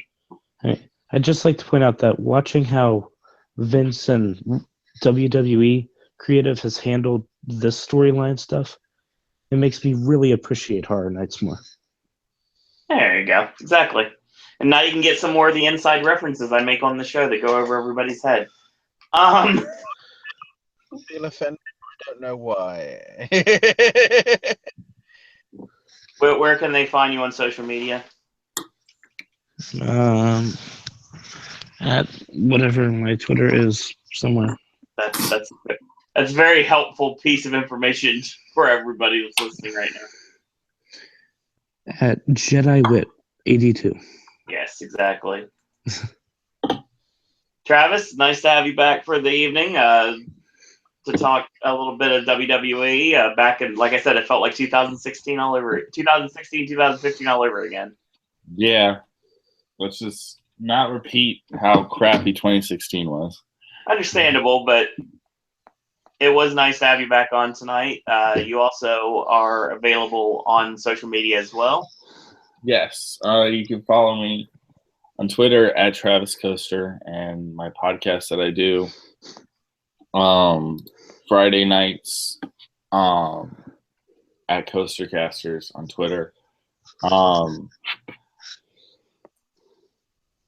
I've actually found people to do wrestling stuff with, and that's really cool. It's just that they only do it during pay-per-views. So it's like I was itching to do something. Like there was only one person that like chilled and watched it with me tonight. And like I was itching just to talk about Roman. Fair point. And it was just it was nice to have you back on for tonight and to get your commentary on the show. It was fun. You can find Will on Twitter at HHNDog, and you can find Cleveland on Twitter at ContraCleve. Mr. Entertainment, it was nice to have him back tonight too. I think he's long since passed out. Looks like I'll be seeing a lot more of him in the very near future, but obviously you guys know what I mean by that, but we'll discuss that very soon here on the network. I'll be able to do a nice little video updating you on what's going on in the month of February here on the network. A lot of things, big things. Follow him on Twitter at Mr. ENT92 and check out all his information, his videos he posts and everything. You can check out all his content. Ashley, where can we find you on social media? I'm on Twitter at AshMyNameUK. Gaming with Ash, I guess, sort of hiatus, mainly just to the best movies of the year with you and AJ. Yeah, it may not go up Monday. It just kind of depends, honestly, at this point. Right. But yeah, I sort of want to dig more into the WWE thing and assess, its validity. Right. I'd say it's more valid than the Mortal Kombat one, at least at first glance, anyway. Immortals was a fun game. It was just hard it was a hard learning curve. Yeah. Also, I've got a shit ton of movies and theatre to catch up to. That's why there's no video this week, because I need to sleep. I need to get up, go to the cinema, then do Raw, then sleep. It's basically sleep, eat, watch movie. Sometimes interspersed with wrestling. Right. It's complicated. Okay. So, real quick, you can follow me on Twitter if you so choose at Sir Owen Disney. Follow the network at Popcast Network. Check out our Facebook fan page at Popcast Network, our Zazzle merch at Popcast Network, and our Patreon if you really want to show support at Popcast Network. And check out Acer on Twitter at Acer1337, yes in a row, for all the podcasts you should be listening to, wrestling and or otherwise. He tweeted out a link for our Popcast night like he does every single week. And it's also a lot of great podcasts you should be listening to if you're not yet listening to them already. Find him on Twitter. Also find him on YouTube at Acer5000 as well, and get some more followers for him. He's a jam-up guy. Definitely knows what he's talking about when it comes to pro wrestling. Love to get him on here sometime if it's ever able to be worked out. But if not, it's always great to have him chat. Thanks to Jeremy Mills. Thanks to Pedro. Thanks to everyone in live chat tonight. We had a really lively live chat tonight. Really fun time talking the Royal Rumble. We'll join you guys again tomorrow as soon as Raw is over. We'll go live. The Wednesday Wrestling Podcast at 9 p.m. We're talking everything from SmackDown and 205 Live to NXT to Ring of Honor to What Culture Pro Wrestling, New Japan Pro Wrestling, and all points in between. And on Thursday, Sip and Snack returns. Friday, AJ's Movie Reviews returns. And that's going to be talking about, I believe, it's the space between us and rings. Saturday will be Jackie and Silence. And sometime later today, the best films of 2016 list will go up. So that's coming up.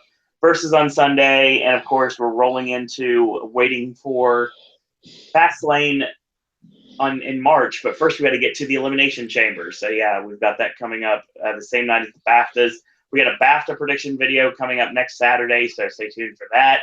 And we got to film that this week, actually. So that's going to be fun. So awards content and wrestling content here on the network, along with the regular segments, and very soon, Halloween Horror Night segments and Popcast will be returning to the network. Acer says, before we end, quite the Royal Rumble weekend, busy weekend in terms of sports, entertainment, and awards. Michael Cole was great in the UKCT, hyping up WWE champions. Yes, we definitely enjoy that, and definitely he needs subscribers and followers, so follow Acer on Twitter and on YouTube. So that being said, get out to your local theater, watch La La Land. And in the world and Split. Yes. And not. Yes. So basically, in a world where there are a billion wrestling podcasts, we're very much pleased tonight you have chosen a podcast. Thanks everyone for joining us for the last 3 hours plus. Thanks everyone on the panel for joining us live. Thanks everyone in chat. And until tomorrow, boys and girls, that's all we got to say about that. Oh my God, there was supposed to be a 31st entrant tonight, and for some reason it was supposed to be